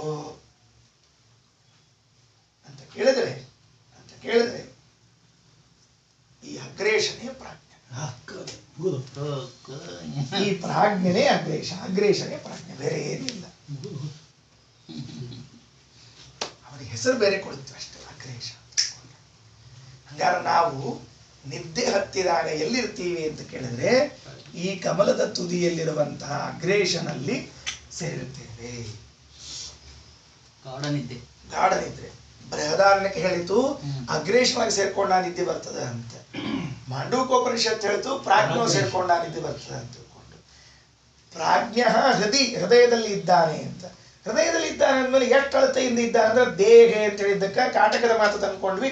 ಅಂಗುಷ್ಟ ಮಿತೋ ದೇಹ ಅಂತ ಅಂಗುಷ್ಟ ಆಗಿದೆ. ಮತ್ತೆ ಇಲ್ಲಿ ಬೃಹದಾರಣ್ಯಕ್ಕೆ ಹೇಳುವಾಗ ಅಂಗುಷ್ಟ ಅಳತೆ ಯಾವುದಕ್ಕೆ ಹೇಳಿಕತ್ತದ? ಅಗ್ರೇಶ ಹೇಳ್ತಾರೆ. ಸೊ ಅಂಗುಷ್ಟಳತೆ ಪ್ರಾಜ್ಞಾ, ಅಂಗುಷ್ಟಳತೆ ಅಗ್ರೇಶ ಅಂದ್ರೆ ಇಬ್ರು ಒಂದಾದ. ಇವನು ನಿದ್ದೆ ಮಾಡಿಸ್ತಾನೆ, ನಿದ್ದೆ ಮಾಡಿಸ್ತಾನೆ, ಇವರು ಒಂದೇ. ಅಂದಮೇಲೆ ಪ್ರಾಜ್ಞಾ ಉರ್ಫ್ ಅಗ್ರೇಶ. ಆಮೇಲೆ ನಾವು ನಿದ್ದೆ ಬಂದಾಗ ಹೃದಯ ಕಮಲದಲ್ಲಿ ಇಲ್ಲಿರ್ತೇವೆ ಅಂತ ನೋಡಿ. ಬೃಹದಾರಣ್ಯಕ ವಾಕ್ಯವನ್ನು ಓದೋಣಂತ ಒಂಚೂರು ಶ್ರೀರಾಚಾರ. ಏನ್ ಮಾಡೋದು? ಓದೋಣಂತ. ಹೃದಯೇ ಸರ್ವಶೋ ವ್ಯಾಪಿ ಪ್ರಾದೇಶ ಪುರುಷೋತ್ತಮ. ಹೃದಯದಲ್ಲಿ ಸರ್ವಶಃ ವ್ಯಾಪಿ ಪೂರ್ಣ ವ್ಯಾಪಿಸಿಕೊಂಡವನು ಪ್ರಾದೇಶ. ಜೀವಾನಾಂ ಸ್ಥಾನಮುತ್ತಿಷ್ಠ ಎಲ್ಲ ಜೀವರಿಗೆ ಆಶ್ರಯ. ಎಲ್ಲ ಜೀವರಿಗೆ ಏನಾಗ್ಯಾನವ? ಆಶ್ರಯನಾಗಿದ್ದಾನೆ. ಹೃದಯದಲ್ಲಿ ಇದ್ದ ಪ್ರಾದೇಶ ನಾಮಕನು ಎಲ್ಲ ಜೀವರಿಗೆ ಆಶ್ರಯನಾಗಿದ್ದಾನೆ. ಸರ್ವದೈವ ಸನಾತನ ಯಾವಾಗಲೂ ಜೀವರಿಗೆ ಆಶ್ರಯನಾದವನು ಪ್ರಾದೇಶ ನಾಮಕ ಭಗವಂತ. ಅಂದ್ರೆ ಏನು? ಅಂದ್ರೆ ಪ್ರಾದೇಶ ನಾಮಕ ಪರಮಾತ್ಮನು ಎಲ್ಲ ಜೀವರಿಗೂ ಯಾವಾಗಲೂ ಆಶ್ರಯನಾಗಿದ್ದಾನೆ ಅಂತ. ಸ್ವಲ್ಪ ನಿಂದಿರಿ. ಏನು? ಜಾಗೃತ ಅವಸ್ಥೆಯಲ್ಲಿ ಜೀವ ಎಲ್ಲಿರ್ತಾನೆ ಅಂತ ಹೇಳಿದ್ರೆ ನೀವು ಹಿಂದಿನ ಪಾಠ ಹೇಳುವಾಗ ಕಣ್ಣಿನಲ್ಲಿರ್ತಾನೆ. ಸ್ವಪ್ನ ಕಾಣುವಾಗ ಎಲ್ಲಿರ್ತಾನೆ? ಮತ್ತೆ ಈಗ ಹೇಳುವಾಗ ಹೃದಯದಲ್ಲಿ ಪ್ರಾದೇಶ ನಾಮಕ ಪರಮಾತ್ಮನು ಇದ್ದಾನೆ, ಯಾವಾಗಲೂ ಜೀವರಿಗೆ ಆಶ್ರಯನಾಗಿದ್ದಾನೆ ಅಂತ ಹೇಳಿದ್ರೆ ಜೀವರು ಯಾವಾಗಲೂ ಹೃದಯದಲ್ಲೇ ಇರಬೇಕಲ್ಲ. ಜೀವರು ಯಾವಾಗಲೂ ಹೃದಯದಲ್ಲೇ ಇರಬೇಕಾದ ಸಂದರ್ಭದಲ್ಲಿ ಮತ್ತೆ ಕಣ್ಣಿನಲ್ಲಿ ಇದ್ದಾನೆ ಅಂತ ಹೇಳ್ತೀರಿ. ಇದು ಹೆಂಗಿದು? ಅರ್ಥ ಆಯ್ತಾನ? ಸ್ವಲ್ಪ ಹೌದು ಹಾರ್ಬೇಡ್ರಿ ಅಂತ ಹೇಳ್ತಾನೆ.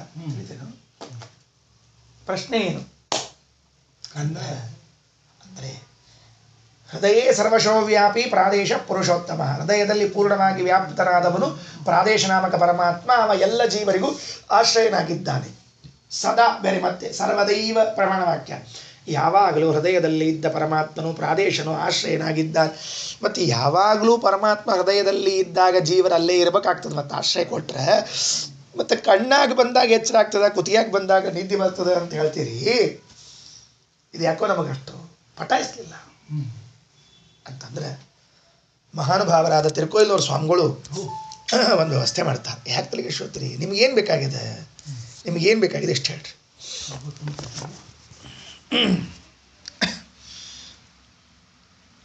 ನೋಡಪ್ಪ, ನಾನು ಜಾಗೃತಾವಸ್ಥಾಯಾಮ್ ಬೃಹದಾರಣ್ಯಕ ಭಾವಬೋಧವನ್ನು ಓದ್ತಾ ಇದ್ದೀನಿ. ನಾನು ಜಾಗೃತಾವಸ್ಥಾಯಾಂ ಜೀವ ದಕ್ಷಿಣಾಕ್ಷಿಸ್ಥಃ, ಸ್ವಪ್ನಾವಸ್ಥಾಯಾಂ ಕಂಠದೇಶಸ್ಥಃ, ಸುಪ್ತೌ ಹೃದಯಸ್ಥಃ.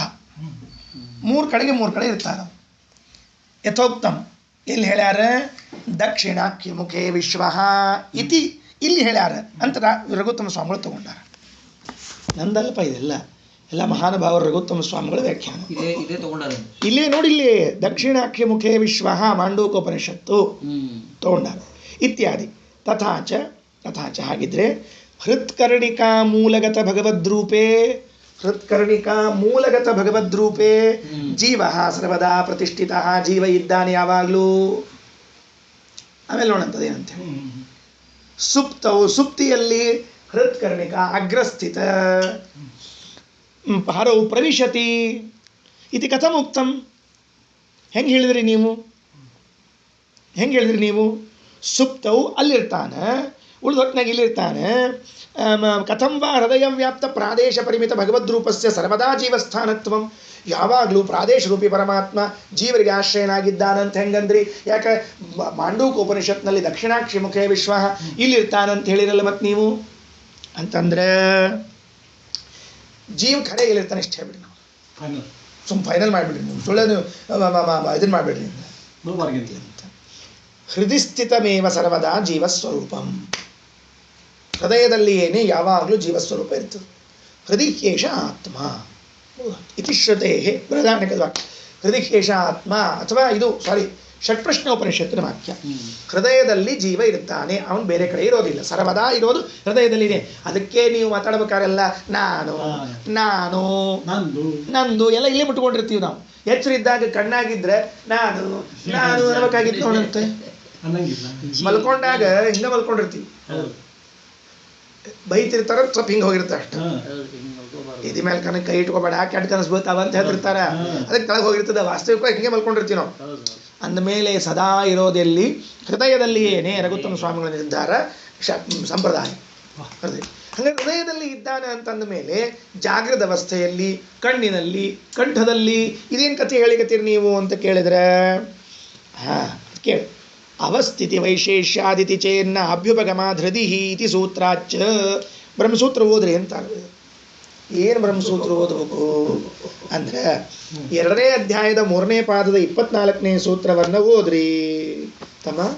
ಸಕಾಶ ಓಡುತ್ತೇನು ಸರಿ. 2ನೇ ಅಧ್ಯಾಯದ ಶಿರಚರ ಎಷ್ಟು 3ನೇ ಪಾದದ ಮುಂದ ಅವಸ್ಥಿತಿ ವೈಶೇಷ್ಯಾದಿತಿ ಚೇನ್ನ ಅಭ್ಯುಪಗಮಾಧೃದಿ ಓಂ. ಅಲ್ರಿ, ಜೀವ ಒಂದು ಕಡೆಗೆ ಇದ್ದಾನ ಇನ್ನೊಂದು ಕಡೆ ಇದ್ದಾನ ಅಂತ ನೀವು ಹೇಳ್ತಿರ್ತೀರಿ. ಇದು ಗದ್ದಲ ಮಾಡಬೇಡ್ರಿ, ನಮಗೆ ನಿರ್ಧಾರ ಮಾಡಿಕೊಡ್ರಿ ಅಂತ ಹೇಳಿದರೆ ಅದಕ್ಕೆ ವೇದವ್ಯಾಸ ದೇವರು ಹೃದಯದಲ್ಲಿದ್ದಾನ ಅಂತ ಒಪ್ಕೋತೀವಿ ಫಸ್ಟ್. ಅವಸ್ಥಿತಿ ವೈಶೇಷ್ಯಾದಿತಿ ಚೇನ್ನ ಅಭ್ಯುಪಗಮ ಧೃತಿ ಹೃದಿಕೇಶ ಇತಿ ಶ್ರುತಿ ಜೀವಸ್ಯಾಪಿ ಹೃದಯ ಸಮ್ಯಗವಸ್ಥಾನಂ ಅವಯವಾಂತರೇ ತು ಅಸಮ್ಯಗವ್ಯಸ್ಥಾನಂ ಇದು ಅಂಗೀಕಾರಾತ್. ಅವ ಚಂದಾಗಿ ಮನೆ ಮಾಡಿಕೊಂಡದ್ದಿದ್ದದ್ದು ಎಲ್ಲಿ ಅಂದರೆ ಹೃದಯದಲ್ಲಿ. ಜೀವ ಪರ್ಮನೆಂಟ್ ಆಗಿರೋದು ಮನೆಯಲ್ಲಿ ಒಂದು ಹೃದಯ. ಅಭ್ಯುಪಗಮಾತ್ ಹೃದಯ ಸರಿ. ಮತ್ತು ಇಲ್ಲಿದ್ದಾನೆ ಅಂತಂದ ಮೇಲೆ ಮತ್ತು ಕಣ್ಣಿಗೆ ಕಂಠಕ್ಕೆ ಅನ್ನೋದು ಹೆಂಗೆ ವ್ಯವಸ್ಥೆ ಮಾಡ್ತೀರಿ ಅಂದರೆ, ಓಂ ಗುಣಾದ್ ಬಾಲೋಕವತ. ಓಂ ಹೆಂಗೆ ದೀಪ ಒಂದು ಕಡೆಗಿದ್ರು ಪ್ರಕಾಶ ಎಲ್ಲ ಕಡೆಗಿರ್ತದೋ ಹಂಗೆ ಜೀವ ಇಲ್ಲಿದ್ರೂ ಕೂಡ ಎಚ್ಚರಾವಸ್ಥೆಯಲ್ಲಿ ಕಣ್ಣಿನ ತುದಿಯಲ್ಲಿ ಪ್ರಕಾಶ ರೂಪದಿಂದ ಬಂದು ನಿಂತಿರ್ತಾನೆ. ನಾ ಏನು ಮಾಡಲಿ ಅಂತಾರ ಉತ್ತಮ ಸ್ವಾಮಿಗಳು. ಗುಣಾದ್ವಾಲೋಕವತ್ ಜಾಗೃದಾದಿ ಅಪಿ ಅಕ್ಷ್ಯಾದಿಷು ವಿಶೇಷ ಸನ್ನಿಹಿತಂ ಭವತಿ ದೀಪ ಪ್ರಕಾಶವತ್. ನೋಡಿ ವಾ ಶಬ್ದ ಆಲೋಕವತ್ ಪ್ರದೀಪಸ್ಯವ ಯಥಾ ದೀಪಸ್ಯ ಪ್ರಭಯಾ ವ್ಯಾಪ್ತಿ ತದ್ವತ್ ಅಣೋಹ ಜೀವಸ್ಯ. ಅಣುವಾದ ಜೀವನೂ ಕೂಡ ದೀಪ ಅಣುವಾಗಿರ್ತದೆ. ಕ್ಯಾಂಡಲ್ ಲೈಟಿನ ಡಿನ್ನರ್ ಮಾಡ್ತಿರ್ತಾರೆ ನೋಡ್ರಿ ಮಾಡ್ಯಾಕ. ನಿಮ್ಮ ನೇವಿ ಒಳಗೆ ಬೋಟ್ ಒಳಗೆ ಕ್ಯಾಂಡಲ್ ಲೈಟ್ ಡಿನ್ನರ್ ಮಾಡ್ತಿದ್ರಿಲ್ಲೋ, ಅವಾಗ ಟೇಬಲ್ ಮೇಲೆ ಇಟ್ಟು ಸಣ್ಣ ದೀಪ ಬೆಳಕು ಅಲ್ಲಿ ಮೇಲೆ ಮುಟ್ಟಿರ್ತದೆ. ಇರೋದು ಇಲ್ಲಿ ಮುಟ್ಟಿದ್ದಲ್ಲಿ. ಸೊ ಹೃದಯದಲ್ಲಿ ಜೀವ ಇದ್ದಾನೆ, ಅಣುವಾಗಿ ಇದ್ದಾನೆ. ಆದರೆ ಎಚ್ಚರಾವಸ್ಥೆಯಲ್ಲಿ ಬಂದಾಗ ಇಲ್ಲಿರ್ತೀವಿ, ಪ್ರಕಾಶದಿಂದ ಇರ್ತಾನೆ. ಗುಣಾತ್ ಪ್ರಕಾಶ ಗುಣಾತ್ ವ್ಯಾಪ್ತಿ ಯುಜ್ಯತೆ. ಆದ್ದರಿಂದ ನಾವೇನು ಒಪ್ಪಿಕೊಂಡಿದ್ದೀವಿ ಅಂತಂತಂದ್ರೆ ಈ ಪ್ರಕಾರವಾಗಿ ಏನು ಹೇಳಿಕೊಂಡಿದ್ದೆ, ಜೀವ ಇಲ್ಲಿದ್ದಾನೆ. ಜೀವ ಇರೋದು ಇಲ್ಲಿ ಹೃದಯದಲ್ಲಿ. ಜಾಗೃತ ಅವಸ್ಥೆಯಲ್ಲಿ ಇಲ್ಲಿ, ಸ್ವಪ್ನಾವಸ್ಥೆಯಲ್ಲಿ ಇಲ್ಲಿ ವಿಶೇಷ ಕಾನ್ಸಂಟ್ರೇಟ್ ಮಾಡ್ತಾನೆ ಅಷ್ಟೇ ಇರ್ತದಕ್ಕೆ ಇರೋದಿರೋದಿಲ್ಲ. ಅದು ಯಾಕೆ ಹೇಳ್ಬೇಕಾತಿ ಈ ಮಾತು ಅಂತಂದ್ರೆ, ಪ್ರಾಣೇಶ ರೂಪಿ ಪರಮಾತ್ಮನು ಹೃದಯದ ತುಂಬ ವ್ಯಾಪಿಸಿಕೊಂಡವನು ಸದಾ ಜೀವಕ್ಕೆ ಆಶ್ರಯನಾಗಿದ್ದಾನೆ ಅಂತ ಹೇಳಿದರೆ, ಕಣ್ಣಿನಲ್ಲಿ ಇದ್ದಾನೆ ಅಂತ ಮಾಂಡೂಕ್ ಹೇಳ್ತದೆ, ಹೃದಯದಲ್ಲಿ ಇದ್ದಾನೆ ಅಂತ ಬೃಹದಾರಣ್ಯಕ ಹೇಳ್ತದೆ. ಹೆಂಗೆ ಹೊಂದಿಸ್ತೀರಿ ಅಂದರೆ, ಇದ್ದದ್ದಿದ್ದದ್ದು ಹೃದಯದಲ್ಲಿಯೇನೇ ಪ್ರಾದೇಶನೇ ಅವನಿಗೆ ಆಶ್ರಯವನ್ನು ಕೊಟ್ಟಾನೆ, ಕೊಟ್ಟಿಲ್ಲ ಅಂತ ತಿಳಿಬೇಡ್ರಿ. ಆದರೆ ಈ ಜೀವ ಜಾಗೃತ ಅವಸ್ಥೆಗೆ ಬಂದಾಗ ಪ್ರಕಾಶ ಗುಣ ಇದ್ದದ್ದರಿಂದ ಕಣ್ಣಿನಲ್ಲಿ ತೋರ್ತಾನೆ. ಅರ್ಥ ಇಲ್ಲ? ಅರ್ಥ ಆಯ್ತು. ಏನು ಪ್ರಶ್ನೆ? ಅದು ವಿಶ್ವನೇನು? ಏನು ವಿಶ್ವನೇನು? ವಿಶ್ವನಾಮಕ ಭಗವಂತ. ಏನು ಮುಂದೇನು? ಈಗ ಪ್ರಾದೇಶನಾಮಕ ಭಗವಂತ ಸಂಬಂಧ ಇಲ್ಲ. ವಿಶ್ವನಾಮ ಪರಮಾತ್ಮ ಕಣ್ಣಿನ ತುದಿಯಲ್ಲಿ ಏನು ಜೀವದ ಅಂಶ ಬಂದದೆ ಅದಕ್ಕೆಲ್ಲ ಎಚ್ಚರದ ಕಾಂಟ್ಯಾಕ್ಟ್ ಮಾಡ್ತಾನೆ. ಅದು ಹೌದು, ಇದಕ್ಕೆ ಸಂಬಂಧ ಇಲ್ಲ. ಈಗ ಇರೋದು ಇಷ್ಟೇ. ನಮಗೆ ಜೀವ ಎಲ್ಲಿದ್ದಾನೆ ಪ್ರಶ್ನೆ ಅದ ಅಷ್ಟೇ. ನಮ್ಗೆ ವಿಶ್ವನ್ ಬೇಕಾಗಿಲ್ಲ. ನಮಗೆ ವಿಶ್ವ ಜಾಗೃತ ಅವಸ್ಥೆಯೇ ಉಂಟು ಮಾಡ್ತಾನೆ. ಕಣ್ಣಿನ ತುದಿ ಬರ್ತಾನೆ. ಹೌದು, ಜಾಗೃತ ಅವಸ್ಥೆ ಪ್ರೇರಕ, ವ್ಯತ್ಯಾಸ ಇಲ್ಲ. ಕಣ್ಣಿನ ತುದಿ ಇರ್ತಾನೆ, ಅದು ಯಾವುದೂ ವ್ಯತ್ಯಾಸ ಇಲ್ತಮ್ಮ. ಅದು ಅಲ್ಲೇ ಇದಿಷ್ಟ ವಿಷಯ ನಮಗೆ. ಹೃದಯೇ ಅರ್ಥ ಆಯ್ತೀನಿ ಈಗ. ಹೃದಯೇ ಸರ್ವಶೋ ವ್ಯಾಪಿ ಪ್ರಾದೇಶ ಪುರುಷೋತ್ತಮ. ಹೃದಯದಲ್ಲಿ ಎಲ್ಲ ಕಡೆಗೆ ವ್ಯಾಪಿಸಿಕೊಂಡಿದ್ದಾನ ಪ್ರಾದೇಶನಾಮಕನಾದ ಪುರುಷೋತ್ತಮ. ಜೀವಾನಂ ಸ್ಥಾನಂ. ಸ್ಥಾನಂ ಅಂದರೆ ಆಶ್ರಯಂ ಅಂತ ಅರ್ಥ. ಜೀವರಿಗೆ ಆಶ್ರಯನಾಗ್ಯಾನ. ಸರ್ವದೈವ ಸನಾತನ. ಸರಿ, ಮುಗಿದೋಗ್ತಿಲ್ಲ ಸರ್. ಸ್ವಲ್ಪ ಪೂರ್ಣ ಡೌನಲ್ಲಿ ಬರ್ತಾರೆ ಈಗ ಒಮ್ಮೆಲೆ. ಹೃತ್ಕರ್ಣಿಕಾ ಮೂಲಗತಃ ಇಲ್ಲಿ ಮೂಲೇಶ ಮೂಲೇಶ ಹೃತ್ಕರ್ಣಿಕಾ ಮೂಲಗತಃ ಸ್ವಾಂಗುಷ್ಟಾಗ್ರ ಪ್ರಮಾಣಕಃ, ಅಂಗುಷ್ಟದಾಗ್ರ ಪ್ರಮಾಣ ಇದ್ದಾನೆ. ಮೂಲೇಶ ಇತಿ ನಾಮಾಸ್ಮಿನ್, ಅವನಿಗೆ ಮೂಲೇಶ ಅಂತ ಹೆಸರು. ಸರ್ವೇ ಜೀವಾ ಪ್ರತಿಷ್ಠಿತ, ಅಲ್ಲಿಯೂ ಜೀವರಾಶಿಗಳಿದ್ದಾರೆ. ಯಾಕೆ ಹೃದಯದಲ್ಲೇ 3 ಮಂದಿ ಇದ್ದಾರೆ ಅಂದಮೇಲೆ ಅವ್ರು 3 ಮಂದಿ ಆಶ್ರಯ ಪಡಲೇಬೇಕು, ಸಂದೇಹನೇ ಇಲ್ಲ. ಹೃದಯದಲ್ಲೇ ಜೀವ ಇದ್ದಾನ, ಹೃದಯದಲ್ಲಿ 3 ಭಗವದ್ರೂಪವ, 3 ಭಗವದ್ರೂಪಗಳು ಜೀವರಿಗೆ ಆಶ್ರಯ. ಇದು ಕಾಮನ್, ಅರ್ಥಾತ್ ಇಲ್ಲೋ. ಒಂದು ಅಪಾರ್ಟ್ಮೆಂಟ್ ಒಳಗೆ 3 ಮನೆಯವ ಅಂತಂದಮೇಲೆ 3 ಮಂದಿಗೂ ಈ ಅಪಾರ್ಟ್ಮೆಂಟ್ ಸಂಬಂಧಪಟ್ಟದ್ದು. ಹೌದು. ಅಂದಮೇಲೆ ಈ ಪ್ರಾದೇಶ, ಮೂಲೇಶ ಮತ್ತು ಅಗ್ರೇಶ ಅದು ಬೇಡ, ಮುಂದೆ ನೋಡಂತೆ. ಅಂತೂ ಏನಾಯಿತು ಅಂದರೆ ಮೂಲೇಶನೂ ಸರ್ವಜೀವರಿಗೆ ಆಧಾರ, ಯಾಕೆ ಜೀವ ಹೃದಯದಲ್ಲಿದ್ದಾನೆ. ಪ್ರಾದೇಶನೂ ಜೀವರಿಗೆ ಆಧಾರ, ಯಾಕೆ ಅಲ್ಲೇ ಇದ್ದಾನೆ. ಬರಬರಿ ಆಯ್ತು. ಇನ್ನು ಅಂಗುಷ್ಟ ಮಾತ್ರೇ ಪುರುಷೇ, ಇನ್ನೊಬ್ಬ ಇದ್ದಾನ, 3ನೇದ ಅಂಗುಷ್ಟದ ಅಳತೆ ಇದ್ದವನು. ಕರ್ಣಿಕ ಅಗ್ರೇ ಸ್ಥಿತ, ಆ ಹೃದಯ ಕಮಲದ ತುದಿಯಲ್ಲಿ ಇದ್ದಾನಲ್ಲ. ಹರವು ಸುಷುಪ್ತೌ ಪ್ರವಿಶಂತಿ, ಸುಪ್ತಿ ಕಾಲದಲ್ಲಿ ಜೀವರೆಲ್ಲ ಅವನು ಒಳಗೆ ಸೇರ್ಕೋತಾರ. ಇದು ಸ್ವಾರಸ್ಯ. ಸುಪ್ತಿ ಕಾಲದಲ್ಲಿ ಏನಾಗ್ತಾರೆ, ಅವನು ಒಳಗೆ ಸೇರ್ತಾರೆ. ಸಾಗರಗಳು ನದಿಗಳು ಸಾಗರವ ಕೂಡುವಂದದಲ್ಲಿ, ಜಗನ್ನಾಥಾಸ ದೃಷ್ಟಾಂತ ಕೊಡ್ತಾರೆ. ಏನಪ್ಪ, ಸಾಗರದಲ್ಲಿ ನದಿಗಳು ಕೂಡುವಂದದಲ್ಲಿ, ಎಲ್ಲ ನದಿಗಳು ಹೋಗಿ ಹೆಂಗೆ ಸಾಗರದಾಗ ಕೂಡ್ತಾವೋ ಹಂಗೆ ಈ ಜೀವ ನಿದ್ದೆ ಬಂದ ಹೊತ್ತಿನೊಳಗೆ ಒಳಗೆ ಟುಬುಕ್ಕ ತಳ ಬೀಳ್ತಾನೆ. ಒಳಗೆ ಎಲ್ಲಿ ಬೀಳ್ತಾನೆ, ಅಲ್ಲ ಅಗ್ರೇಶನ ಒಳಗೆ ಬೀಳ್ತಾನೆ. ಅವ ಅಗ್ರೇಶ ಈಸ್ ಈಕ್ವಲ್ ಟು ಪ್ರಾಜ್ಞೆ, ಅದು ಮುಂದಿನ ವಿಷಯ. ಅರ್ಥ ಆಗ್ತದಲ್ಲ ಪ್ರವೇಶ. ಸರಿ, ಎಚ್ಚರ ಯಾವಾಗ ಆಗ್ತದೆ ಅಂತ ಕೇಳಿದ್ರೆ ಅವ ತನ್ನ ಒಳಗಿದ್ದ ಜೀವನ್ನ ಎತ್ತಿ ಹೊರಗೆ ಹಾಕ್ಬಿಡ್ತಾನಂತೆ. ಗೊತ್ತಾಯ್ತಿಲ್ಲೋ, ಕೂಸಿನ ತೊಡೆ ಮೇಲೆ ಕೂಡ್ಸ್ಕೊಂಡಕ್ಕೆ ಅಮ್ಮ ತೆಳಗಿಳಿಸಿ ಹೆಂಗೆ ಎದ್ದು ಹೋಗ್ತಾಳೆ, ಹಂಗೆ ನಮ್ಮನ್ನ ಪ್ರಾಜ್ಞಾನಾಮಕ ಉರ್ಫ್ ಅಗ್ರೇಶ ಇನ್ನು ತೆಳಗಿಳಿಸ್ಬಿಡ್ತಾನೆ. ಹೊರಗೆ ಬಂದ ಕೂಡಲೇ ಪ್ರಬುದ್ಧಂತೆ ತತಸ್ತತ ಎಚ್ಚರ ಬಿಡ್ತಾನೆ. ಅರ್ಥ ಆಯ್ತು? ಸರಿ, ಇಲ್ಲಿ ಇವ್ರನ್ನ ಹೇಳ್ಯಾರಲ್ಲ, ಯಾರು ತಗೋಬೇಕು ಅಂದರೆ ಆ ಅಗ್ರೇಶನೇ ಏನಪ್ಪ ತಮ್ಮ, ಪ್ರಾಜ್ಞಾ, ಬೇರೆ ಯಾರೂ ಅಲ್ಲ ಅಂತ ತಿಳಿದುಕೊಳ್ಳ್ರಿ. ಸೋಯಂ ತ್ರಿರೂಪೋ ಭಗವಾನ್ ಹೃದಯಾಖ್ಯ ಪ್ರಕೀರ್ತಿತ, ಅವನು ತ್ರಿರೂಪನಾದ ಭಗವಂತ ಹೃದಯಾಖ್ಯ, ಹೃದಯ ಅಂತ ಹೆಸರಿದ ಅವನಿಗೆ ಅಂತ ತಿಳ್ಕೊಳ್ರಿ. ಇಷ್ಟೇ. ಸರಿ, ಆಕಾಶೇ ಚ ಹೃದಿ ಪ್ರಾಜ್ಞ ತ್ರಿಧಾ ದೇಹೇ ವ್ಯವಸ್ಥಿತ ಅಂತ ಹೀಗೆ ಅರ್ಥ ಮಾಡಿಕೊಳ್ಬೇಕು ಅಂತ ನನಗನ್ನಿಸ್ತದೆ.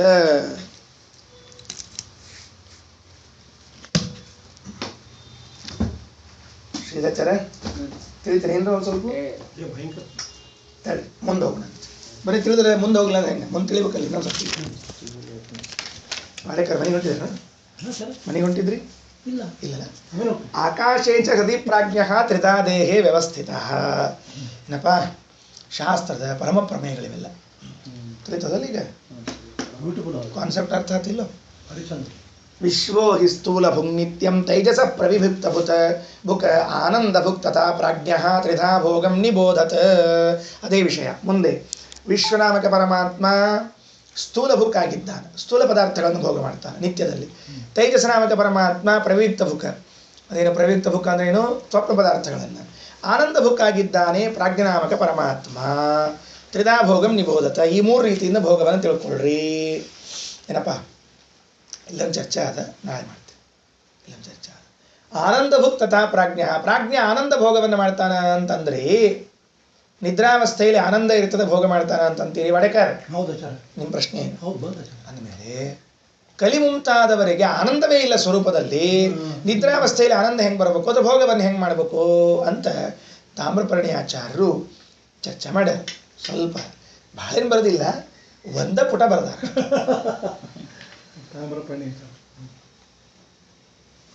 ಇಷ್ಟ ಬರ್ದಾರ ನಾರಾಯಣ ಶಾಸ್ತ್ರಿ, ಇಷ್ಟ ಬರ್ದಾರ, ಭಾಳ ಏನು ಬರೋದಿಲ್ಲ. ಭಾಷ್ಯಾರ್ಥ ರತ್ನಾವಳಿ ಕಾರ್ಯ ಯಾರಪ್ಪ, ಮತ್ತು ಹೌದು ಭಾಷ್ಯಾರ್ಥ ರತ್ನಾವಳಿ ಯಾರವರೇ ಅವರು ತಾಮ್ರಪರ್ಣಿ ಶ್ರೀನಿವಾಸಾಚಾರ್ಯ ಭಾಷ್ಯಾರ್ಥ ರತ್ನಾವಳಿ ಒಳಗೆ ಒಂದೇ ಪ್ರಶ್ನೆ ಮಾಡ್ಯಾರ. ನನು ತಮೋಯೋಗ್ಯಾನಾಂ ಸುಪ್ತೌ ಸ್ವರೂಪಭೂತ ಆನಂದ ಏವ ನಾಸ್ತಿ ಕಥಂ ಸ ಭಗವತೋ ಭೋಗ್ಯ ಸ್ಯಾತ್. ಅವ ಅದೇನು ಭೋಗ್ಯ ಆಗ್ತದೆ ಕಥಂ ವಾ ನಿತ್ಯ ಸಂಸಾರಿಣಾಂ ಸುಪ್ತೌ ವ್ಯಕ್ತ ಆನಂದ ಶುಭ ಸ್ಯಾತ್ ನಿತ್ಯ ಸಂಸಾರಿಗಳಿಗೆ ಸುಪ್ತಿಯಲ್ಲಿ ಅಭಿವ್ಯಕ್ತವಾಗಿರುವಂಥ ಆನಂದ ಶುಭ ಆನಂದ ಹೇಗಾಗ್ಲಿಕ್ಕೆ ಸಾಧ್ಯ ಅದ ಮಿಶ್ರ ಆಗಿರ್ಬೇಕಲ್ಲ ಅದು ಕಥಂ ವಾ ನಿತ್ಯ ಸಂತ ಮುಕ್ತಿಯೋಗ್ಯ ಸುಖಸ್ಸೇವ ಶುಭತ್ವಾತ್ ಮುಕ್ತಿಯೋಗ್ಯನಾದವನಿಗೆ ಶುಭ ಸುಖ ಆಗಿರ್ಬೇಕಲ್ಲ ಹೇಳ್ಬಿಡ್ಲಿ ಅದನ್ನ ಕೆಲಸ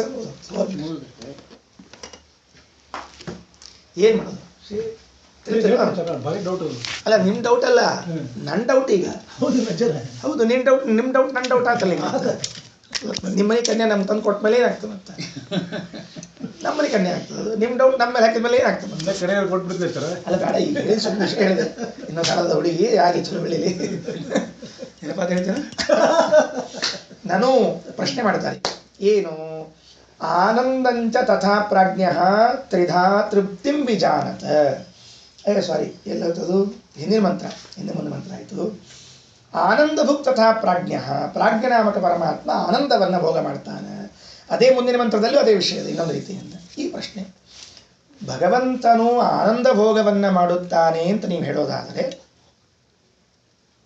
ಆ ಆನಂದ ಎಲ್ಲದ ಸ್ವರೂಪದಲ್ಲದ ಸ್ವರೂಪದಲ್ಲಿ ಇರುವಂತಹ ಆನಂದವು ನಿದ್ರಾವಸ್ಥೆಯಲ್ಲಿ ಅಭಿವ್ಯಕ್ತವಾಗ್ತದೆ ಅದನ್ನು ದೇವರು ಭೋಗ ಮಾಡ್ತಾನೆ ಅಂದರೆ ನನ್ನ ಸ್ವರೂಪದಲ್ಲಿ ಇದ್ದ ಆನಂದವು ಅಭಿವ್ಯಕ್ತವಾಗುತ್ತದೆ ದೇವರು ಆನಂದ ಭುಕ್ ಕರೆಕ್ಟ್ ಆವಾಗ ನನಗೂ ಆನಂದ ಭೋಗವನ್ನು ಮಾಡ್ತಾನೆ ಅಂಥೇಳಿ ಎದ್ದ ಮೇಲೆ ಸುಖವಾಗಿದ್ದೆ ಅಂತ ಆನಂದ ಭುಕ್ತ್ವಂ ಉಭಯೋರಪಿ ಸಾಮ್ಯಂ ಭಗವತಃ ಜೀವಸ್ಯ ಭಗವಂತನಿಗೂ ಆನಂದ ಭೋಕ್ತೃತ್ವದ ಜೀವನಿಗೂ ಆನಂದ ಭೋಕ್ತೃತ್ವದ ಅಂಥೇಳಿ ಎದ್ದ ಮೇಲೆ ಏತಾವಂತಂ ಕಾಲಂ ಸುಖಮಹಮಪ್ ಸ್ವಾಂಸಮಂತ ಪ್ರತೀತಿ ಬರ್ತದೆ ಈಗ ಹಂಗಾರೆ ದುರ್ಯೋಧನ ಮಲ್ಕೊಂಡೆ ಅಂತ ಜರಾಸಂಧ ಮಲ್ಕೊಂಡೆ ಅಂತ ಕಂಸ ಮಲ್ಕೊಂಡೆ ಅವ್ರಿಗೆ ನಾ ಸುಖವಾಗಿ ನಿದ್ದೆ ಮಾಡೀನಿ ಅಂತ ಅನಿಸ್ತದೋ ಇಲ್ಲೋ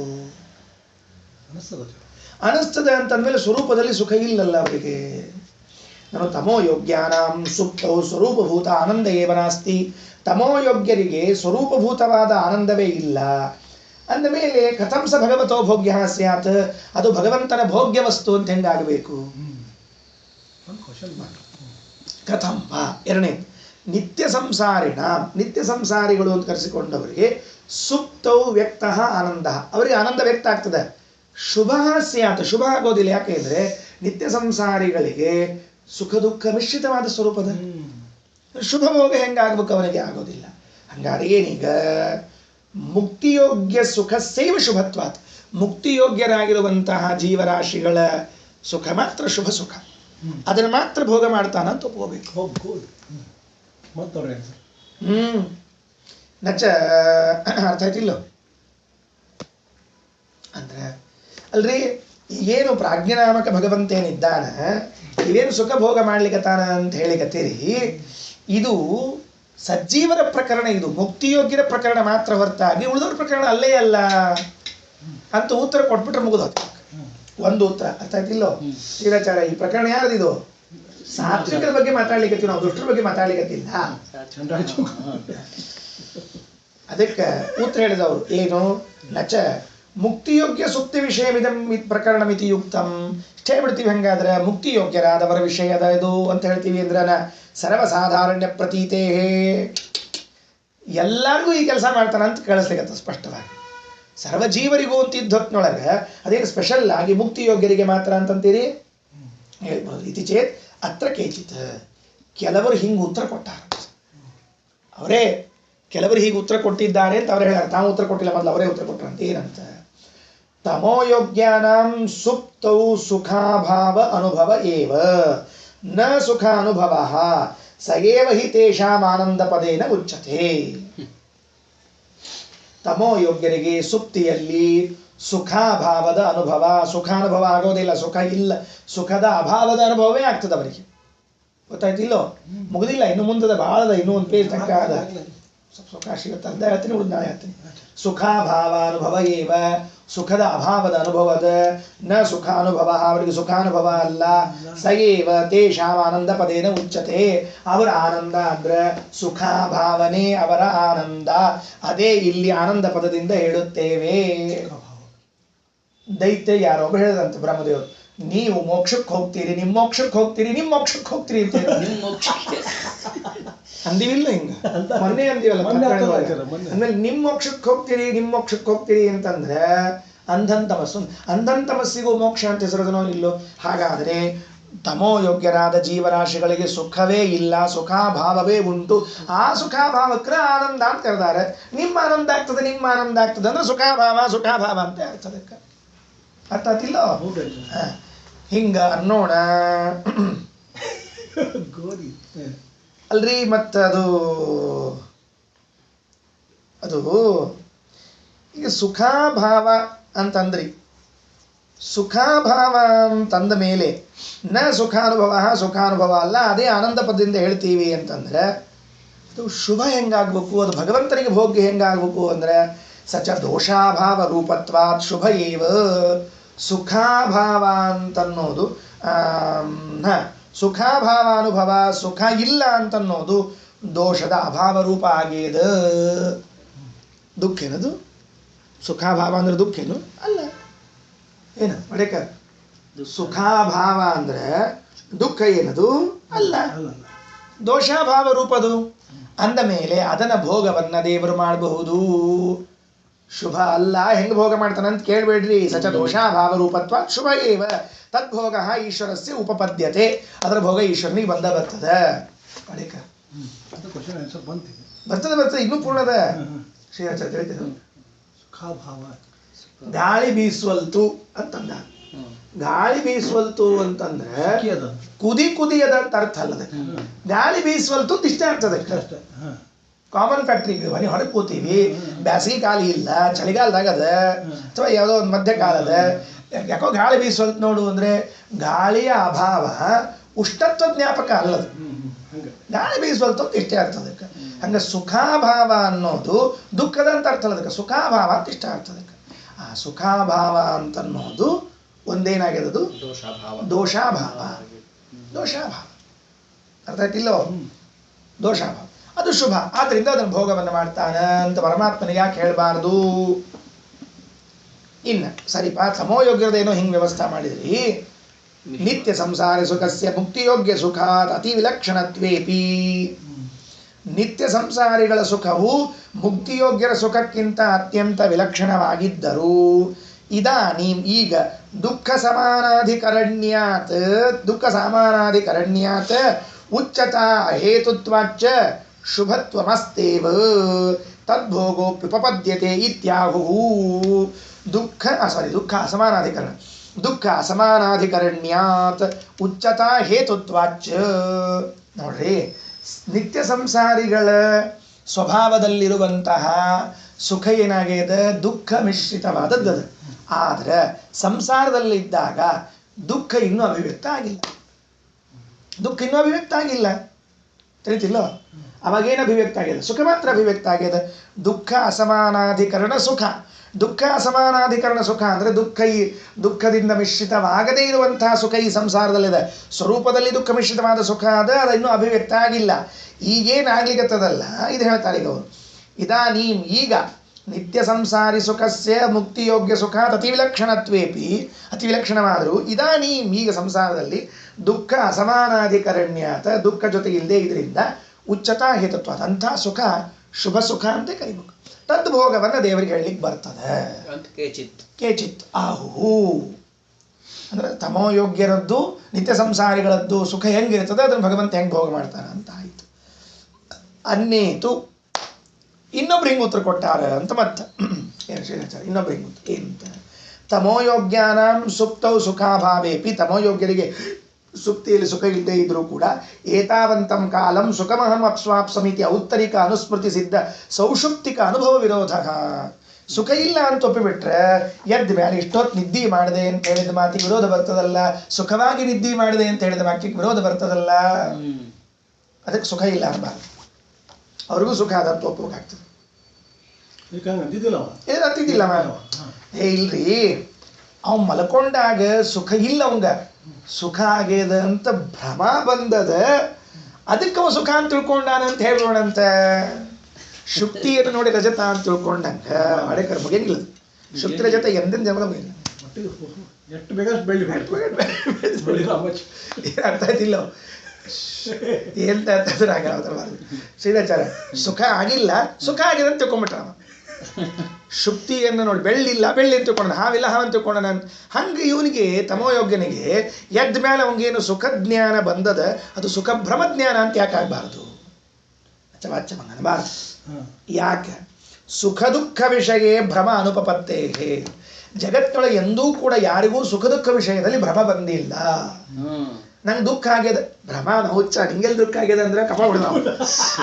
ನನಗೆ ಮುಳ್ಳು ಚುಚ್ಚದ, ನನಗೆ ಕಾಲು ನೋವಾಗ್ಯದ, ನನಗೆ ಕೈ ನೋವಾಗ್ಯದ, ದುಃಖ ಭ್ರಮ ಅಂತೀಯ ನೀನು. ಎಂದೂ ಜಗತ್ತಿನಲ್ಲಿ ಯಾರಿಗೂ ಕೂಡ ದುಃಖ ಭ್ರಮ ಸುಖ ಭ್ರಮ ಆಗಿಲ್ಲ. ಆಚಾರ ಊಟ ಮಾಡಿ ಹೊಟ್ಟೆ ತುಂಬಿದಂತೆ ನಿಮ್ಗೆ ಸುಖ ಅನಿಸಿಗತ್ತದಲ್ಲ, ಅದು ಭ್ರಮ. ಮತ್ತೊಂದು ಮುಟ್ಟಕ್ಕೆ ಹಾಕಂತಾನ, ಮತ್ತೊಂದು ತಕ್ಕಡಿ ಕೊಡಂತಾನ, ತಲೆ ಕಳ್ಕೊ. ತಲೆ ಮುಳುತ್ತೆ, ಅದಕ್ಕೆ ಹಂಗನಬಾರ. ನಚ ಸುಪ್ತೌ ಸುಖಾಭಾವೇ ಸುಖಭ್ರಮ ಏವ ಇತಿ ವಾಚ್ಯಂ. ಹಂಗನಬಾರ್ದು. ಯಾಕೆ? ಸುಖ ದುಃಖ ವಿಷಯ ಭ್ರಮ ಅನುಪಪತ್ತೇಗೆ. ಅದಕ್ಕೆ ಏನು ಮಾಡ್ಯಾರ ಅಂತಂದ್ರೆ ದುಃಖೇ ಚ ಸುಖಮಾನಿನಃ ಅಂತ ಒಂದು ಗೀತಾವಾಕ್ಯ. ಎಷ್ಟು ವಿಷಯದ ಗೀತಾವಾಕ್ಯ. ಶ್ರೀರಾಚಾರ್ಯ ಬೇಡ ಇಲ್ಲಿ, ಅಲ್ಲೆಲ್ಲೋ ನಂಬರ್ 1 ಇತ್ತಲ್ಲ, ಅಲ್ಲಲ್ಲ ಇಲ್ಲೇ ಇಟ್ಬಿಡ್ರಿ. ಅಲ್ಲೇ ನಂಬರ್ 1 ಪುಸ್ತಕ ಅಲ್ಲೇ ಇಟ್ಟಿನಲ್ರಿ. ಹೌದು,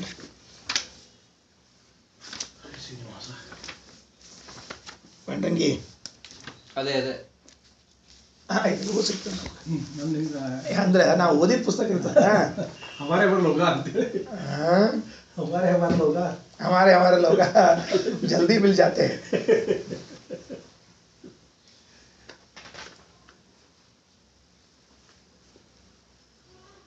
ಹೇಳ್ಯಾರಿಲ್ಲ ಒಂದ್ ಕಡೆಗೆ ದುಃಖೇಚ ಸುಖಮಾನಿನಃ ಅಂತದವರು.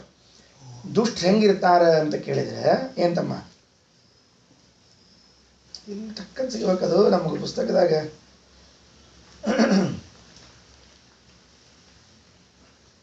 ತಡಿಪ 1 ನಿಮಿಷ ತಡಿ.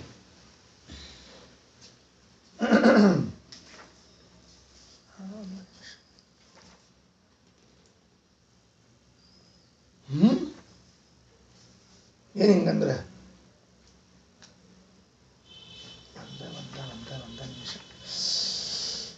ಹೋಗ್ಲಿ, 1 ನಿಮಿಷ ಟೈಮ್ ಹೋಗ್ಲಿ, ಏನ್ ತಪ್ಪಾತು?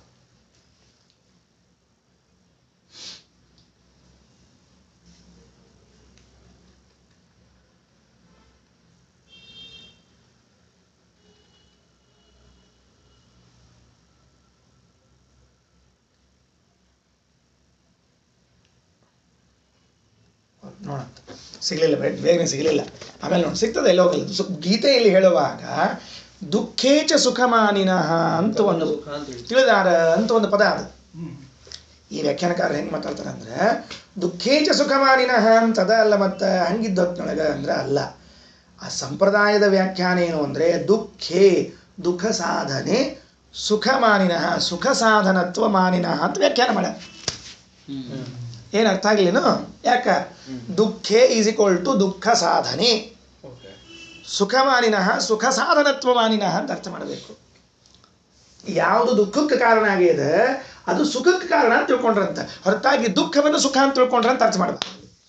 ಯಾಕಂದ್ರೆ ಯಾರಿಗೂ ಕೂಡ ಭ್ರಮ ಬಂದಿಲ್ಲ, ದುಃಖವನ್ನು ಸುಖ ತಿಳ್ಕೊಂಡು ಭ್ರಮ ಬಂದಿಲ್ಲ ಇನ್ನೂ ತನಕ ಯಾರಿಗೂ. ಈ ವ್ಯಾಖ್ಯಾನ ಮಾಡಿದ್ರೆ ಯಾರೀಗ ನಮ್ಮ ಸಂಪ್ರದಾಯ ಇದೆಲ್ಲ ಅವ್ರದ್ದು. ತಾಮ್ರಪರ್ಣಿ ಆಚಾರ್ಯ ಅನ್ನೇ ಕೇಚಿತ್ ಹೇಳಿಕತ್ತದ ಒಳಗಿಂದ ಇವೆಲ್ಲ ಏನೋ ತಿಳಿತೇನೋ. ಯಾರಿಗೂ ಕೂಡ ಇಲ್ಲಿವರೆಗೆ ದುಃಖವನ್ನ ಸುಖ ಅಂತ ಭ್ರಮಿಸಿಲ್ಲ. ಯಾಕೆ?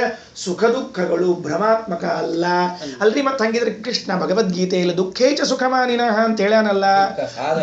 ದುಃಖವನ್ನ ಸುಖ ಅಂತ ತಿಳ್ಕೊಂಡ್ರ ಅಂದ್ರೆ ಹುಚ್ಚ ಸಂಪ್ರದಾಯದ ತಿಳ್ಕೊ ಹೇಳ್ತೀನಿ. ಅತಯೇವ ದುಃಖೇಚ ಸುಖಮಾನಿನಃ ಇತ್ಯಸ್ಯ ದುಃಖ ಸಾಧನೆ ಸುಖ ಸಾಧನತ್ವಮಾನಿನಃ ಇತಿ ಸಾಂಪ್ರದಾಯಿಕಾನಾಂ ವ್ಯಾಖ್ಯಾನಂ. ಸಾಂಪ್ರದಾಯಿಕ ವ್ಯಾಖ್ಯಾನ ಹಿಂಗದ. ಭಾಳ ಕಠಿಣದಮ್ಮ. ಇಡೀ ಜನ್ಮ ಹಾಕ್ಬೇಕು ಇದಕ್ಕೆ ನಾವು. ತಸ್ಮಾತ್ ತಿಳಿತಿಲ್ಲೋ. ಆದ್ದರಿಂದ ನ ದುಃಖಾಭಾವೇ ಸುಖಭ್ರಮೋಯಂ. ಆದ್ದರಿಂದ ದುಃಖಾಭಾವವನ್ನು ಸುಖಭ್ರಮ ಅಂತ ತಿಳಿಬಾರ್ದು ಎಂದೂ ಕೂಡ. ಅಲ್ಲಲ್ಲ. ಕಿಂಚ ಪ್ರಾಕ್ ಪಠಿತ ಭಾಗವತ ತಾತ್ಪರ್ಯ ಜೀವಾನಂದಂಚ ಸುಪ್ತಿಕಃ ಇತಿ ಸಾಧಾರಣ್ಯೇನ ಸುಪ್ತೋ ಭಗವಾನ್ ಜೀವಾನಂದಂ ಭುಕ್ತ ಇತಿ. ಎಲ್ಲರಿಗೂ ಆನಂದದ ಅದನ್ನು ಭೋಗ ಮಾಡ್ತಾನ ಅಂತ ಅನ್ನಬೇಕು ಅಂತ ಹೇಳಿ ಹೇಳ್ತಾರೆ. ನತು ಸಜ್ಜೀವಾನಂದಂ, ಬರೇ ಸಜ್ಜೀವರ ಆನಂದ ಅಂತ ಅಲ್ಲ. ತಿಳಿತಿಲ್ಲೋ?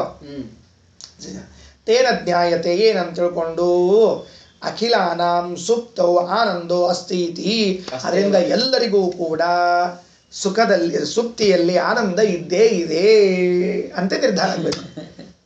ತಮೋ ಯೋಗ್ಯರಿಗೂ ನಿತ್ಯ ಸಂಸಾರಿಗಳಿಗೂ ಸಾತ್ವಿಕರಿಗೆಲ್ಲರಿಗೂ ಇದ್ದೇ ಅದ ಅಲ್ರಿ. ಮತ್ತೆ ಹಂಗಂದ್ರೆ ತೇಷಾಂ ದುಃಖೈಕ ಮಾತ್ರ ಸ್ವರೂಪತ್ವೋಕ್ತಿ ವಿರೋಧ, ಹಂಗಾರೆ ಅವ್ರ ಸ್ವರೂಪ ಬರೀ ದುಃಖ ಮಾತ್ರದ್ದು ಅಂತ ಹೇಳಿದಕ್ಕೆ ವಿರೋಧ ಬರ್ತದಲ್ಲ. ಹಂಗಿದ್ರೆ ಅಂದ್ರೆ ಮೋಕ್ಷ ಯೋಗ್ಯಾನಾಂ ಮುಖ್ಯೇ ಸ್ವರೂಪೇ ಮುಖ್ಯೇನ ಭಿನ್ನಾ ಭಿನ್ನ ನೀಚತೋತ್ಪಾದವತ ತಾಮಸಾನಾಂ ಸುಪ್ತೌ ಭಗವತ್ ಸಂಪರ್ಕ ವಶೇನ ಭಿನ್ನಾ ಭಿನ್ನ ತಾತ್ಕಾಲಿಕ ಸುಖೋತ್ಪಾದ ಸಂಭವಾತ್ ತಸ್ಯ ಚ ತಾತ್ಕಾಲಿಕ ಉಚ್ಚತಾ ಹೇತುತ್ವ ತದ್ಭೋಕ್ತೃತ್ವಂ ಭಗವತಃ ಉಪದ್ಯತೆ ಇತ್ಯಾಹುಗು ಇತ್ಯಲಂ.